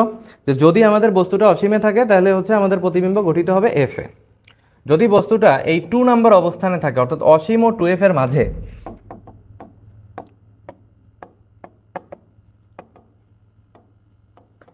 যদি অসীম এবং 2f এর মাঝে থাকে, যদি অসীম এবং 2f এর মাঝে থাকে, দেখো তো 2 কোথায় আছে, 2 কোথায় আছে, তাহলে f ও 2f এর মাঝে, তাহলে f ও 2f এর মাঝে গঠিত হবে। যদি দেখো 2f অবস্থানে থাকে তাহলে কোথায় গঠিত হবে, দেখো তো এখানেও 3 এখানেও 3, তাহলে 2f অবস্থানে গঠিত হবে, দুইটাই একই।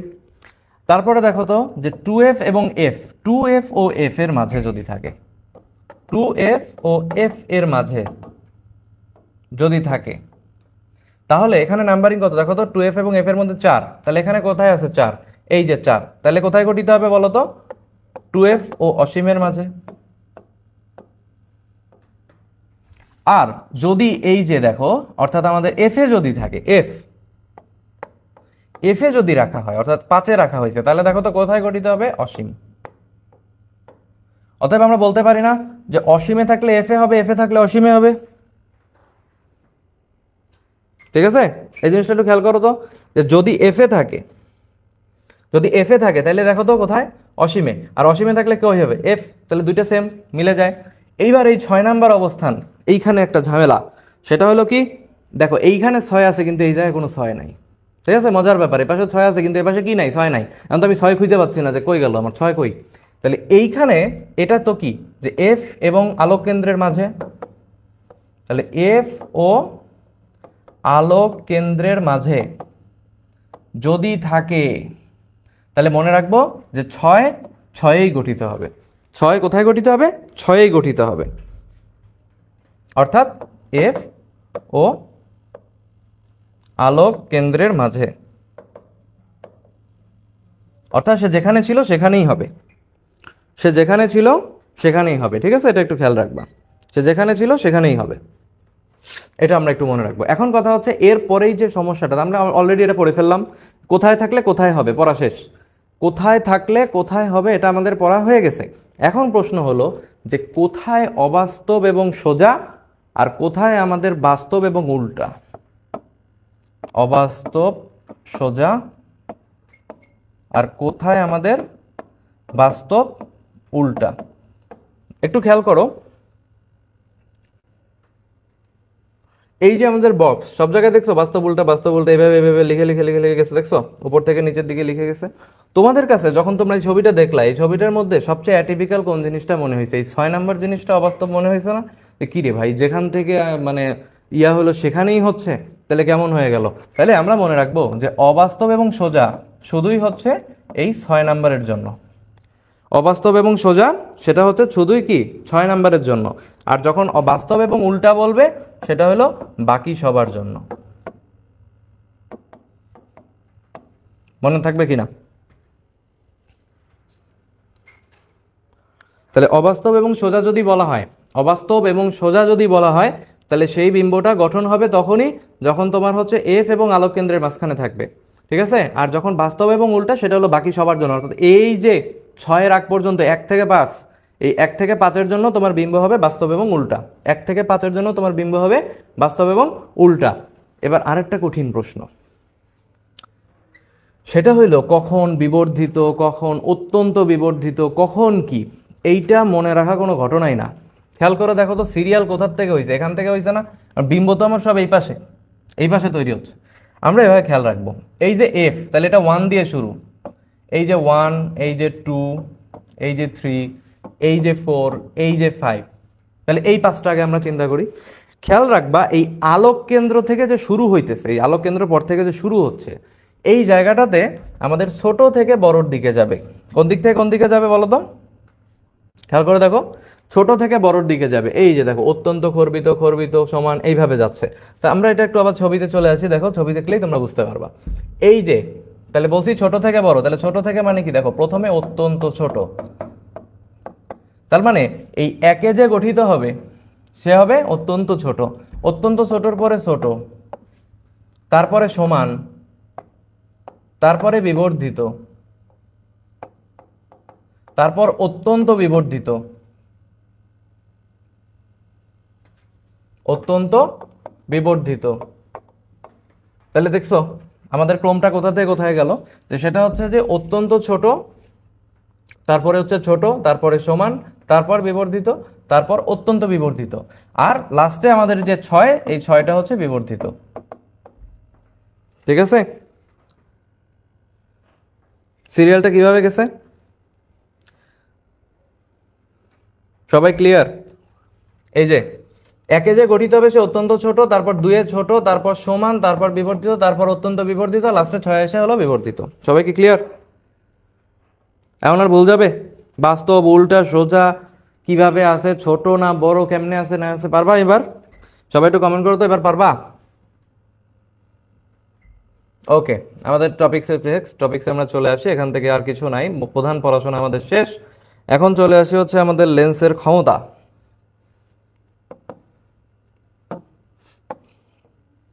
ওকে, লেন্সের ফোকাস দূরত্বের বিপরীত রাশিকে ক্ষমতা বলে। তার মানে কি, সংজ্ঞা আমরা জানি P = 1/f। এটা তোমরা পারবো? P = 1/f পারবো? এখান থেকে কিন্তু প্রশ্ন আসে। P = 1/f ব্যবহারিক একক কি? ডায়োপ্টার। এসআই একক কি? Radian per metre. পরীক্ষায় একটু খেয়াল রেখো যে সেটা হচ্ছে যে আমাদের তোমার এসআই একক চাইছে না ব্যবহারিক একক চাইছে, এই জিনিসটা যেন আমাদের মাথাতে বের না হয়ে যায়। ঠিক আছে, যে কোন এককটা চাইছে আমাদের। দেখা যাচ্ছে লেন্সের ক্ষমতার ব্যবহারিক একক সেটা হচ্ছে ডায়োপ্টার। যদি লেন্সের ক্ষমতার এসআই একক বলে তাহলে রেডিয়ান পার মিটার। মাত্রা হচ্ছে L−1। বাকিগুলো আমরা মোটামুটি এখান থেকে রিডিং দিব। আর একটা জিনিস আমরা উপরেই পড়ে আসছিলাম, যদি ক্ষমতার উত্তল মানেই আসলে পজিটিভ। ঠিক আছে, উত্তল মানেই আসলে কি প্লাস, আর অবতল মানেই কি মাইনাস। তাহলে এখানে প্লাস, এখানে মাইনাস দিয়ে দিছে। এবার রোগের সাথে কথা, রোগের সাথে কথাবার্তা কি? কিছুই কঠিন কিছু না, কঠিন কিছুই না। দেখো মায়োপিয়া, এইখানে মানে হচ্ছে কি, মায়োপিয়া মানে হলো ভাই আমার যা যোগ্যতা আছে সেইটা অনুযায়ী এটার নাম হয়েছে। এটা মনে রাখবো প্রথম, আমার যে যোগ্যতা আছে সেইটা অনুযায়ী নাম। তাহলে আমাকে যদি বলা হয় মায়োপিয়া, তার মানে কি? মায়ো মানে কাছে, এখানে মায়ো মানে হচ্ছে কাছে। তাহলে এই যে মায়োপিয়া, এটার মানে হলো আমি কাছের জিনিস দেখতে পাই, আমি কাছের জিনিস দেখতে পাই। তো কি আমি দেখতে পাই না সেটা নিয়ে তোমার হেডেক করার কোনো দরকার নাই, সেটা তুমি খালি উল্টায় দিবা। দুইটাই যদি মনে রাখতে চাও তাহলে দেখা যাবে কি এরকম, যে কাছেও দেখে না দূরেও দেখে না, এরকম হয়ে গেছে। তো এরকম আমরা চাচ্ছি না, আমরা চাই যে মায়োপিয়া অর্থাৎ আমরা কাছের জিনিস ঠিকমতো দেখতে পাচ্ছি। তাহলে হাইপার মেট্রোপিয়া কি? আমরা দূরের জিনিস দেখতে পাচ্ছি। পাচ্ছিটা মনে রাখো, পাচ্ছি না উল্টায় দিবা। তাহলে মায়োপিয়া মানে হচ্ছে আমরা কাছের জিনিস ভালো দেখি, হাইপার মেট্রোপিয়া মানে আমরা দূরের জিনিস ভালো দেখি। তার মানে উল্টাটা আমরা ভালো দেখি না। আর প্রেস বায়োপিয়া, একটু আগে যেটা বললাম, কিছুই দেখি না, কাছের জিনিসও দেখি না, দূরের জিনিসও দেখি না। তো এইরকম অবস্থা আর কি। পড়াশোনার অবস্থা যদি খারাপ হয় তাহলে একসময় দেখা যাবে আমাদের প্রেস বায়োপিয়া তৈরি হচ্ছে, অর্থাৎ আমি দূরেও দেখতেছি না, বলে না চোখে অন্ধকার দেখা। তো অন্ধকার দেখতে হলেও তো চোখে দৃষ্টিশক্তি থাকতে হবে, তাই না? আচ্ছা, তাহলে এই একটা অবস্থা, কাছের এবং দূরের উভয় বস্তুই দেখতে পায় না। আর অ্যাস্টিগম্যাটিজম বা নকুল অন্ধতা বলে একটা শব্দ আছে। অ্যাস্টিগম্যাটিজম বা নকুল অন্ধতা বলে একটা শব্দ আছে। এটার মানে কি? এটার মানে কিছু, এটা হচ্ছে যে আনুভূমিক এবং উল্লম্ব বস্তুকে সমান স্পষ্ট দেখে না। আনুভূমিক এবং তোমার উল্লম্ব বস্তু অর্থাৎ একই দূরত্বে দুইটা জিনিস দেখতে পাচ্ছে না সে। কার ক্ষেত্রে আমি কি ব্যবহার করব? মনে রাখবো তোমার তো সমস্যা মায়োপিয়া, তাই না? তোমার সমস্যা কি? মায়োপিয়া। তা মায়ো মাইনাস, মায়ো কি? মাইনাস। এবার মনে রাখবা যে মায়ো হচ্ছে মাইনাস। তাহলে মায়ো যদি মাইনাস হয়, মায়ো যদি মাইনাস হয় তাহলে আমার মাইনাস কি? অবতল লেন্স না? মায়ো যদি মাইনাস হয় তাহলে মাইনাস কি? আমাদের অবতল লেন্স না? সবাই একটু বলো তো, যে মায়ো যদি মাইনাস হয় তাহলে মায়ো কি? আমাদের মাইনাস না? তাহলে মাইনাস হলে কি? অবতল লেন্স। আর হাইপার মেট্রোপিয়া তাহলে উত্তল লেন্স। প্রেস বায়োপিয়া তাহলে কি হবে? প্রেস বায়োপিয়াতে যেহেতু কোনোটাই দেখতে পাচ্ছ না, এখানে আমাদের দ্বি উত্তল বা বাইফোকাল লেন্স, এটা একটু খেয়াল রাখবা। দ্বি উত্তল এবং বাইফোকাল লেন্সের কথা বলা হয়েছে, এটা আমরা একটু মনে রাখবো, যে দ্বি উত্তল বা বাইফোকাল লেন্স। ঠিক আছে, আচ্ছা। অ্যাস্টিগম্যাটিজম বা নকুল অন্ধতার ক্ষেত্রে তুমি ব্যবহার করবা সিলিন্ড্রিক্যাল লেন্স। ঠিক আছে, এই যে দুইটা চারটা জিনিস আছে, একটু ভালো করে খেয়াল রাখবো। তাহলে মায়োপিয়াতে মাইনাস ব্যবহার করবো, মায়োপিয়াতে কি ব্যবহার করবো? মাইনাস ব্যবহার করবো। আমাদের যে লেন্সগুলা আমরা যেগুলো পড়ি, এই জিনিসগুলো সাধারণত কি হয় বলো তো? আমরা সাধারণত মাইনাস লেন্স পড়ি না। তার মানে আমাদের কি, আমরা আসলে কাছের জিনিস দেখি, দূরের জিনিস অনেক সময় দেখতে সমস্যা হয়। তাহলে মায়োতে মাইনাস, মায়োতে কি পড়বো? মাইনাস পড়বো। তাহলে মাইনাস পড়বো মানে কি? অবতল লেন্স পড়বো। বাকিগুলো তুমি মিলাই নিতে পারবা। বৃক্ষণ কোণ, নিকট বিন্দু, এগুলো আমাদের রিডিং পড়তে হবে। তোমার হচ্ছে এই কথাটা আমরা জানি, আবারও একটু বলে দিই। স্বাভাবিক চোখের জন্য স্পষ্ট দর্শনের নিকটতম দূরত্ব 25 সেন্টিমিটার, পরীক্ষার সময় 25 মিটার দাগায় দিয়ে না, এটা একটু খেয়াল রাখবা। আর এখানে দেখো রেটিনায় আমাদের অনুভূতি স্থায়ী হবে 1/10 সেকেন্ড, পরীক্ষার সময় দিয়ে দিতে পারে 10 সেকেন্ড, শুধু 10 সেকেন্ড দিয়ে দিতে পারে। তাহলে এটা যেন আমরা খেয়াল রাখি যে পরীক্ষা আসলে আমাদের কি চাচ্ছে। সাবমেরিন নিয়ে একটা কথা আছে, দেখো তো কি লেখা আছে। সাবমেরিনে নাবিকরা পানির উপরের দৃশ্য দেখে কি দিয়ে? পেরিস্কোপ দিয়ে। আর সাবমেরিনে আধুনিক পেরিস্কোপে ব্যবহার হয় কি? সমতল দর্পণ। তার মানে আধুনিক যে সাবমেরিন, সেই সাবমেরিনে আধুনিকভাবে ব্যবহার হচ্ছে সমতল দর্পণ। ওকে, অণুবীক্ষণ যন্ত্রে আমরা চলে আসি। অণুবীক্ষণ যন্ত্র আমরা যেটা দেখি সেটা হচ্ছে যে অভিনেত্রের সাপেক্ষে অভিলক্ষের লেন্সের উন্মেষ এবং ফোকাস দূরত্ব ছোট হয়, এই কথাটা বলা হয়েছে। আর অভিলক্ষে লক্ষ্যবস্তুর প্রতিবিম্ব ফোকাস দূরত্ব অপেক্ষা অধিক দূরত্বে গঠিত হয়। আচ্ছা, এখানে আমরা একটা শর্টকাট দেখাই তোমাদের। সেটা হলো যে যদি অণুবীক্ষণ যন্ত্র হয় তাহলে একটা তো আইপিস থাকে, তাই না? আমরা জানি যে এরকম একটা যন্ত্র এবং হইতেছে যে এখান থেকে আমাদের আলটিমেটলি এরকম লেন্স থাকে। আমরা জানি যে এরকম লেন্স থাকে, এখানে আমরা একটা আইপিস দিয়ে এখানে আমরা হচ্ছে একটা বস্তুকে রাখবো এবং সেটা দেখবো। তো এই যে যন্ত্রটা আমাদের ব্যবহার করতে, যেখানে আমরা চোখটা রাখতেছি, এটাকে আমরা বলতেছি কি? অভিনেত্র। এটাকে আমরা বলি কি? অভিনেত্র বলি।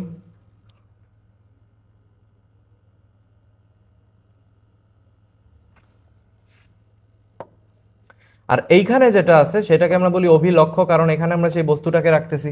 তাহলে অভিনেত্র কোনটা? অভিনেত্র হচ্ছে এই যে এত বড় আইপিসটা, সেটাকে আমরা বলি অভিনেত্র, নিচে আছে অভিলক্ষ্য। তাহলে একটু খেয়াল করে দেখো যে আমাদের এই যে অভিলক্ষ্যটা আছে না, এই অভিলক্ষ্য কি? ছোট্ট একটা এরিয়া, আর অভিনেত্র কি? এত বড় একটা এরিয়া। তাহলে অভিলক্ষের যে ফোকাস দূরত্ব সেটা ছোট হবে, অভিলক্ষের ফোকাস দূরত্ব এবং উন্মেষ কি হবে?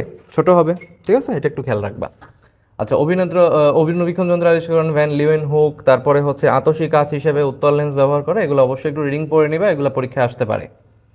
বিবর্ধক কাচের জন্য এখানে সূত্র দেওয়া আছে, magnifying glass M equal to হচ্ছে 1 plus D minus A divided by F. এটা একটু আমরা দেখবো। ফোকাস দূরত্ব যত কম বিবর্ধন ক্ষমতা তত বেশি, এটা কিন্তু এখান থেকেই আমরা বলতে পারি, তাই না? যে এই যে ফোকাস দূরত্ব যত কম হবে এম তত বেশি হবে, এটা কিন্তু দেখলেই বোঝা যাচ্ছে। হ্যাঁ, এগুলো একটু রিডিং পড়ে নিব। জটিল অণুবীক্ষণ যন্ত্র বিজ্ঞানী গ্যালিলিওর নাম আমরা শুরুতেই পড়ছিলাম। এখন কথা হচ্ছে এখানে কি হবে। হ্যাঁ, এইখানে আমরা একটু মনে রাখতে পারি যে সেটা হচ্ছে যে দেখো দুইটি উত্তল লেন্স নিয়ে গঠিত। জটিল অণুবীক্ষণ যন্ত্র কি বলছে? দুইটা উত্তল লেন্স নিয়ে গঠিত। এবং অভিলক্ষ্য দেখো এখানেও তাই, ওই যে আমরা যেটা দেখতেছি সেটা তো ছোট, তাহলে একদম কাছাকাছি। আর অভিনেত্র তো অনেক লম্বা ছিল, তাহলে অভিনেত্রের ক্ষেত্রে কি হবে? উন্মেষটা বড় হবে, এখানে উন্মেষটা ছোট হবে। ফোকাস দূরত্ব এবং উন্মেষ দুইটাই, এটাও ফোকাস দূরত্ব এবং উন্মেষ ছোট, আর ফোকাস দূরত্ব উন্মেষ কি? বড়। সূত্রটা একবার রেখে নেব, আর এখান থেকে সূত্রের সাথে মিলে আমরা এই লাইনগুলো একবার রিডিং দিব। এবং এখানে একটা কথা লেখা আছে, একটু দেখো, যে সেটা হচ্ছে প্রায় 2000 গুণ বিবর্ধন পাওয়া যায়। কত গুণ বিবর্ধন? এটা কিন্তু এখানে দিয়ে দিছে, দেখছো? জটিল অণুবীক্ষণ যন্ত্রে 2 বার প্রতিবিম্ব গঠিত হয় এবং 2000 গুণ বিবর্ধন পাওয়া যায়।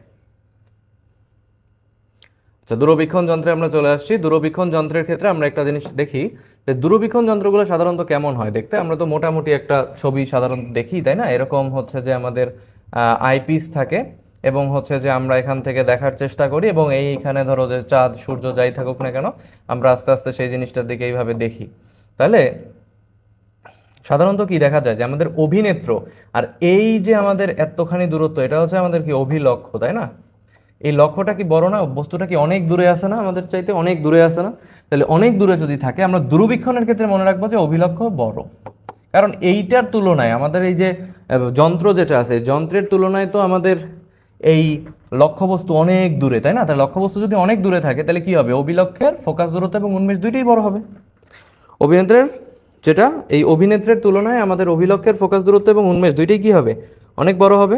ঠিক আছে, এটা খেয়াল রাখবো। আচ্ছা, এখানে প্রকারভেদ আলোচনা করা হয়েছে, আমরা একটু সংক্ষেপে প্রকারভেদটা আলোচনা করি। সেটা হচ্ছে যে আমাদের প্রতিসরণ দূরবীক্ষণ যন্ত্র আছে এবং প্রতিফলক দূরবীক্ষণ যন্ত্র আছে, দুই ধরন, তাই না? তো প্রতিফলক যেটা আছে সেটা আমরা সংক্ষেপে এভাবে মনে রাখতে পারি, নিগ্রহের ফলক। ঠিক আছে, নিগ্রহের ফলক। তা নিগ্রহ ফলক যদি আমরা এভাবে মনে রাখি, তাহলে দেখো যে নিতে হচ্ছে নিউটন, গতে হচ্ছে কি? গ্রেগরি, এবং হতে হচ্ছে কি? হার্শেল। ঠিক আছে, এটা আমরা একটু খেয়াল রাখবো। তাহলে সবাই একটু কমেন্ট করো তো যে নিগ্রহ ফলক।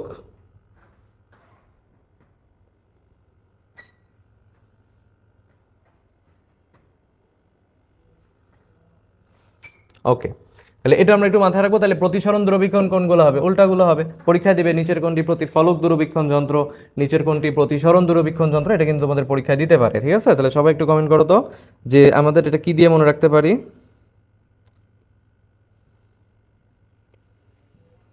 ওকে, দেখো বিবর্ধন কয় ধরনের দেওয়া আছে, কয় ধরনের বিবর্ধনের কথা বলা আছে একটু দেখো তো। আচ্ছা, বিবর্ধন বলা আছে হচ্ছে আমাদের এখানে দুই ধরনের। বিবর্ধন কয় ধরনের হয়? দুই ধরনের হয়। কি কি? অসীম দূরত্ব হচ্ছে কি স্পর্শ সৃষ্টির ন্যূনতম দূরত্বে। দুই ক্ষেত্রে সূত্র দেওয়া আছে, একটা রিডিং দিতে পারো। আর বিবর্ধন এম দুইটা উপায়ে বৃদ্ধি করা যায়। কি কি উপায়ে বৃদ্ধি করা যায়? দেখো, অভিলক্ষকে বাড়ায় দিতে হবে, অভিনেত্রকে কমায় দিতে হবে। কারণ আমার আলটিমেটলি উদ্দেশ্য কি? আমি তো অভিলক্ষের মাধ্যমে দেখতে চাই, তাই না? আমি তো অভিলক্ষের মাধ্যমে আসলে দেখতে চাচ্ছি। তাহলে আমি যদি অভিলক্ষের মাধ্যমে আসলে দেখতে চাই, তাহলে আমি যদি অভিলক্ষের ফোকাস দূরত্বটাকে বাড়াই দিই, তাহলে সেটাকে আমি আরো ভালো করে দূরে মানে বিবর্ধন ক্ষমতা সম্পন্ন দেখতে পারবো। আর অভিনেত্রতাকে যদি আমি ফোকাস দূরত্বটা কমাই দিই, তাহলে সেক্ষেত্রেও সেটা পসিবল। তাহলে এই জিনিস দুটো আমাদের মাথায় রাখতে হবে যে যদি বিবর্ধন আমি বাড়াইতে চাই, তাহলে আমাকে অভিলক্ষ বাড়াইতে হবে, আর অভিনেত্র কি করতে হবে? কমাইতে হবে। রিফ্লেক্টিং টেলিস্কোপ, এটা আমরা শুরুতেই পড়ে আসছিলাম, যেটা গ্রেগরি উদ্ভাবন করেছেন। এবং এইটার যে গঠন, সেখানে আমরা দেখি যে সমতল দর্পণ প্রধান অক্ষের সাথে 45 ডিগ্রি কোণে থাকে, এবং এখানে অবাস্তব, সোজা এবং বিবর্ধিত প্রতিবিম্ব গঠিত হয়। এবং এই প্রতিফলক দূরবীক্ষণ যন্ত্র বা এই যে আমাদের রিফ্লেক্টিং যে টেলিস্কোপ আছে, সেইটা আমরা কোথায় কোথায় দেখতে পারি, সেটা আমরা কোথায় কোথায় দেখতে পারি সেটা আমরা একটু দেখি। সেটা কিন্তু আমরা দেখবো হচ্ছে গুরুত্বপূর্ণ মান মন্দিরগুলোতে ব্যবহার হয়। কোথায় ব্যবহার হয়?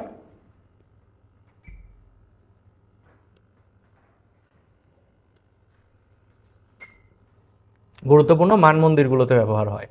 আর প্রতিফলক দূরবীক্ষণ যন্ত্র বড় উন্মেষের দর্পণ ব্যবহৃত হয়, এটা একটু দেখবো। হ্যাঁ, দূরবীক্ষণ যন্ত্রের সুবিধা অসুবিধা সবাই একটু রিডিং দিবা এই বিষয়গুলো। আর অনুবীক্ষণ যন্ত্র এবং দূরবীক্ষণ যন্ত্রের সুবিধা অসুবিধা এই জিনিসগুলো কিন্তু আমরা অলরেডি পড়ে ফেলছি। প্রিজম, আচ্ছা প্রিজমের যে জিনিসটা সবচেয়ে বেশি ইম্পর্টেন্ট, সেটা হচ্ছে প্রিজমের একটা ডেফিনিশন দেওয়া আছে। দেখছো, দুটি হেলানো তল দ্বারা সীমাবদ্ধ স্বচ্ছ সমসত্ব প্রতিবদ্ধক মাধ্যম, এটা হচ্ছে প্রিজমের একটা ডেফিনিশন। বেসিক একটা ডেফিনিশন দেওয়া আছে, ডেফিনিশনটা আমরা জাস্ট একটু দেখে রাখলাম। আর একটা ব্যাপার হচ্ছে, দেখো যে দুইটা এখানে আমরা মনে রাখবো যে প্রিজমের তল আছে কয়টা। প্রিজমের তল হচ্ছে বেসিক্যালি 5টা। কয়টা তল আছে প্রিজমের? 5টা তল আছে। এটা সবাই একটু কমেন্ট করবা যে একটা প্রিজমের কয়টা তল থাকে। খুব ইম্পর্টেন্ট একটা প্রশ্ন। দেখি কে কে আছো আমাদের সাথে। বাপ্পি, জাকিয়া, নাসরিন, স্নেহা, আসিয়া, জুই, ভেরি গুড। 5টা তল থাকে, এটা একটু খেয়াল রাখবো যে 5টা তল থাকে। আর এরপরে যে জিনিসটা আমরা একটু দেখবো সেটা হচ্ছে এই যে প্রিজমে দেখো কি বলা হয়েছে, যে প্রিজমে আমাদের পদার্থের প্রতিসরাঙ্ক নির্ভর করে আলোর তরঙ্গ দৈর্ঘ্য এবং আলোর বর্ণের উপর। দুইটা জিনিসের উপর নির্ভর করে। প্রিজম পদার্থের প্রতিসরাঙ্ক নির্ভর করে আলোর তরঙ্গ দৈর্ঘ্য এবং আলোর বর্ণের উপর। এবং রংধনু সৃষ্টির ক্ষেত্রে পানির কণাগুলো প্রিজম হিসেবে কাজ করে। Very very important. পানির কণাগুলো রংধনুর ক্ষেত্রে কি প্রিজমের মতো কাজ করে। প্রিজমের সূত্রগুলো এখানে দেখো, বিচ্যুতির কথা লেখা আছে। বিচ্যুতিকে অনেকভাবে প্রকাশ করা হয়, এস, ডি বা ডেল্টা দ্বারা প্রকাশ করা হয়। সরু প্রিজম কোণের পরিমাণ, এটা একটু অবশ্যই মনে রাখবা, 6 ডিগ্রি। দেখছো, 6 ডিগ্রির কম বা তো সমান, অর্থাৎ 0 থেকে 0 সমান বা 6 ডিগ্রি বা 6 ডিগ্রির কম হতে পারে। আর বিচ্যুতি কোণ ডেল্টা সমান সমান দেখো কোণ কি I1 প্লাস I2 মাইনাস এ। আর সরু প্রিজমে বিচ্যুতি কত? Delta equal to mu minus 1 into A. সূত্র তিনটাই কিন্তু পরীক্ষার জন্য 100% ইম্পর্টেন্ট। 100% তোমাকে পরীক্ষায় দিয়ে দেবে নিচের কোনটি সত্য মিথ্যা, প্রিজমের ক্ষেত্রে কোনটি সত্য, সরু প্রিজমের বিচ্যুতি সমীকরণ নিচের কোনটি। ঠিক আছে, এই সমীকরণ যদি না লিখে প্র্যাকটিস না করো, কোনোভাবেই মনে রাখতে পারবো না, ভুল হবেই। যেমন সিম্পলে দেখায়, এখানে তোমার দেখো ডেল্টা, তোমার সবকিছু ঠিক রাখবে, দেখা যাবে যে এই যে দিয়ে রাখছে ইনটু ডেল্টা, দেখছো, এরকম কিন্তু তোমাকে দিয়ে রাখতে পারে। তাহলে এই জিনিসগুলা খেয়াল রাখতে হবে। এখানে মাইনাসের জায়গায় প্লাস দিয়ে দিতে পারে। এই কথাগুলো অবশ্যই খেয়াল রাখবা যে পরীক্ষার সময় আমাদের আসলে কি চাইতেছে, এটা যেন আমরা ভুলে না যাই। আচ্ছা, এইখানে কোন আলোর বিচ্যুতি কেমন?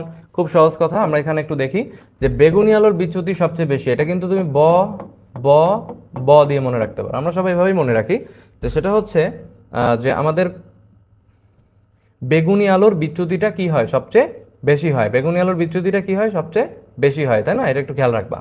আর লাল আলোর তাহলে কি হবে? বিচ্যুতি সবচেয়ে কম। খেয়াল করছো, লাল আলোর বিচ্যুতি কি হবে? সবচেয়ে কম হবে। আর বেগুনি আলোর বিচ্যুতি কি হবে? সবচেয়ে বেশি। কোন আলোর বিচ্যুতি বেশি, কোন আলোর বিচ্ছুরণ বেশি, এগুলো কিন্তু পরীক্ষার জন্য খুব ইম্পর্টেন্ট প্রশ্ন। আর দেখো লেখা আছে হলুদ বর্ণের আলোকরশ্মি বিচ্যুতি লাল এবং বিচ্যুতির মাঝামাঝি। এই জন্য গড় বিচ্যুতি এবং হলুদ বর্ণকে বলা হয় কি মধ্যরশ্মি। দেখছো, হলুদ বর্ণকে আমরা কি বলি, হলুদ বর্ণের আলোক রশ্মির বিচ্যুতিকে আমরা বলি হচ্ছে গড় বিচ্যুতি, এবং সেই সাথে আমাদের এটাকে বলা হয় হচ্ছে মধ্যরশ্মি। দেখছো, হলুদ বর্ণকে মধ্যরশ্মি বলা হয় এবং এটাকে গড় বিচ্যুতি পাওয়া যায়। দেখছো কিনা? তাহলে পরীক্ষায় তোমাকে যদি বলে যে কোন আলোতে, কোন আলোর ক্ষেত্রে গড় বিচ্যুতি পাওয়া যায়, তোমার অ্যান্সার কি হবে? সবাই একটু কমেন্ট করো তো।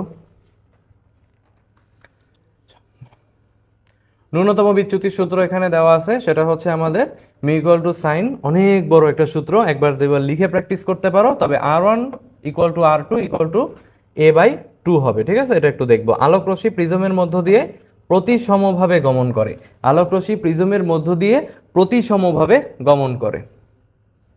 আচ্ছা, এইখানে আমরা একটু দেখবো যে নির্ভরশীলতা, দেখছো কিসের নির্ভরশীলতা এখানে? প্রিজমের ক্ষেত্রে, যে প্রিজমের আসলে আমাদের এই যে বিচ্ছুরণটা আছে এটা কিসের কিসের উপর নির্ভর করে, ঠিক আছে না? দেখছো, এই যে ন্যূনতম বিচ্যুতি কার কার উপর নির্ভর করে, তাহলে ন্যূনতম বিচ্যুতি কার কার উপর নির্ভর করে, এটা আমরা একটা নেমোনিক্স দিয়ে ইজিলি মনে রাখতে পারি, সেটা লিখে রাখো, সেটা হলো বোকা উপমা।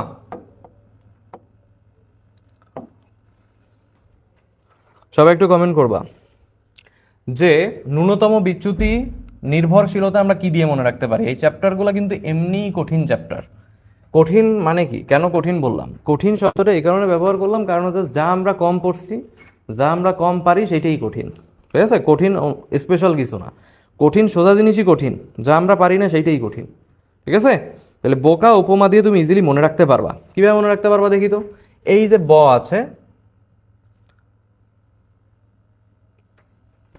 দেখো যেটা ব, এই ব দিয়ে তুমি মনে রাখবা হলো বর্ণের উপর, ব দিয়ে হচ্ছে বর্ণের উপর। দেখছো, এই কথাটা মনে রাখবা। কতে হলো কোন, এই যে কা বর্ণের উপর নির্ভর করে, কোণের উপর নির্ভর করে গেল। উ হচ্ছে উপাদানের উপর নির্ভর করে, হ্যাঁ। তারপরে উতে কি উপাদানের উপর নির্ভর করে, তারপর বলছে কি উপমা, মাতে হচ্ছে মাধ্যমের উপর নির্ভর করে, মাধ্যমের উপর নির্ভর করে। আর তোমরা পড়ছিলা না যে প্রিজমের সাথে রংধনুর একটা সম্পর্ক আছে, অর্থাৎ আলোর বিচ্ছুরণ সৃষ্টি ব্যাখ্যা করতে পারে, আর শূন্য মাধ্যমে আলোর বেগ কি বেশি, এগুলো ইনফরমেশন আমরা জানি, ওইটার সাথে সম্পর্ক। তাহলে বোকা উপমা দিয়ে মনে রাখতে পারো যে সেটা হচ্ছে আমাদের বর্ণের উপর নির্ভর করে, কোণের উপর নির্ভর করে, উপাদানের উপর নির্ভর করে, মাধ্যমের উপর নির্ভর করে। পরীক্ষার সময় যে জিনিসটা ভুল দেওয়ার সম্ভাবনা আছে অনেক বেশি, সেটা দেখো। তোমাকে বলা হলো কি যে ন্যূনতম বিচ্যুতি কার উপর নির্ভর করে বা কার উপর নির্ভর করে না, এই প্রিজম কোণের জায়গায় তোমাকে দিয়ে দিতে পারে আপতন কোণ, প্রিজম কোণের জায়গায় আপতন কোণ দিয়ে দিল বা প্রতিসরণ কোণ দিয়ে দিল। তাহলে এই কোণগুলো আমাদের কি লিখছে, বা সংকট কোণ দিয়ে দিল। এই কোণ বললেই যে কোণ তা কিন্তু না, কি কোণ সেটা খেয়াল রাখো, প্রিজমের কোণ, শেষ, এখান থেকে আর কিছু লাগবে না। আলোর বিচ্ছুরণ কে আবিষ্কার করেছেন, কোন আলোর হচ্ছে যে বিচ্ছুরণ কেমন, এই জিনিসগুলো আমরা একটু জাস্ট একবার দুইবার রিডিং দিতে পারি, যে বেগুনি আলোর বর্ণের ক্ষেত্রে কেমন হয় না হয়, এই জিনিসগুলো এখানে দেওয়া আছে। বৃষ্টির দিনে, তারপরে হচ্ছে সূর্যের আলোর বিচ্ছুরণে কোন রংটি থাকে না, হ্যাঁ, এই কথাগুলো আমরা দেখতে পারি। যেমন দেখো বিপদে কি হয়, বিপদের সময় আমরা কি আলো ব্যবহার করি, লাল আলো ব্যবহার করি। কেন? এটি আলোর বিক্ষেপণ নীতির সাহায্যে ব্যাখ্যা করা যায়। যখন ওই দূর থেকে অ্যাম্বুলেন্সের দৌড়াদৌড়ি দেখা যায়, দেখছো না অ্যাম্বুলেন্সের দৌড়াদৌড়ি, তো অ্যাম্বুলেন্স যখন দৌড়ায় দৌড়ায় যায় রাস্তা দিয়ে, তখন অ্যাম্বুলেন্সে কি নীল কালার জ্বলে না বেগুনি কালার জ্বলে? লাল কালার জ্বলে। কেন? কারণ লাল আলোর বিক্ষেপণ নীতির সাহায্যে আমরা এটা প্রুফ করতে পারি যে বিপদ সংকেতে এটা ব্যবহার করাটাই সবচেয়ে যৌক্তিক। ঠিক আছে, এরপরে মাস্ট টু রিমেম্বার, এখানে 1.8 গুণ বেশি মাধ্যমে প্রতিসরাঙ্ক তরঙ্গ দৈর্ঘ্যের ব্যস্তানুপাতিক, যেটা আমরা উপরে পড়ছিলাম। আর সি এর সাথে ল্যামডা ছিল সমানুপাতিক, সবাই তোমরা কমেন্ট করছিলা যে সি এর সাথে ল্যামডার সম্পর্ক, মিউ এর সাথে ল্যামডার সম্পর্ক, এই জিনিসগুলো কিন্তু পরীক্ষায় দিতে পারে। এরপর আমাদের এই চ্যাপ্টারের লাস্ট একটা জায়গা, সেটা হচ্ছে যে মূল বর্ণ। হ্যাঁ, মূল বর্ণের যদি আমরা বলি, তাহলে মূল বর্ণের ক্ষেত্রে একটু খেয়াল করো।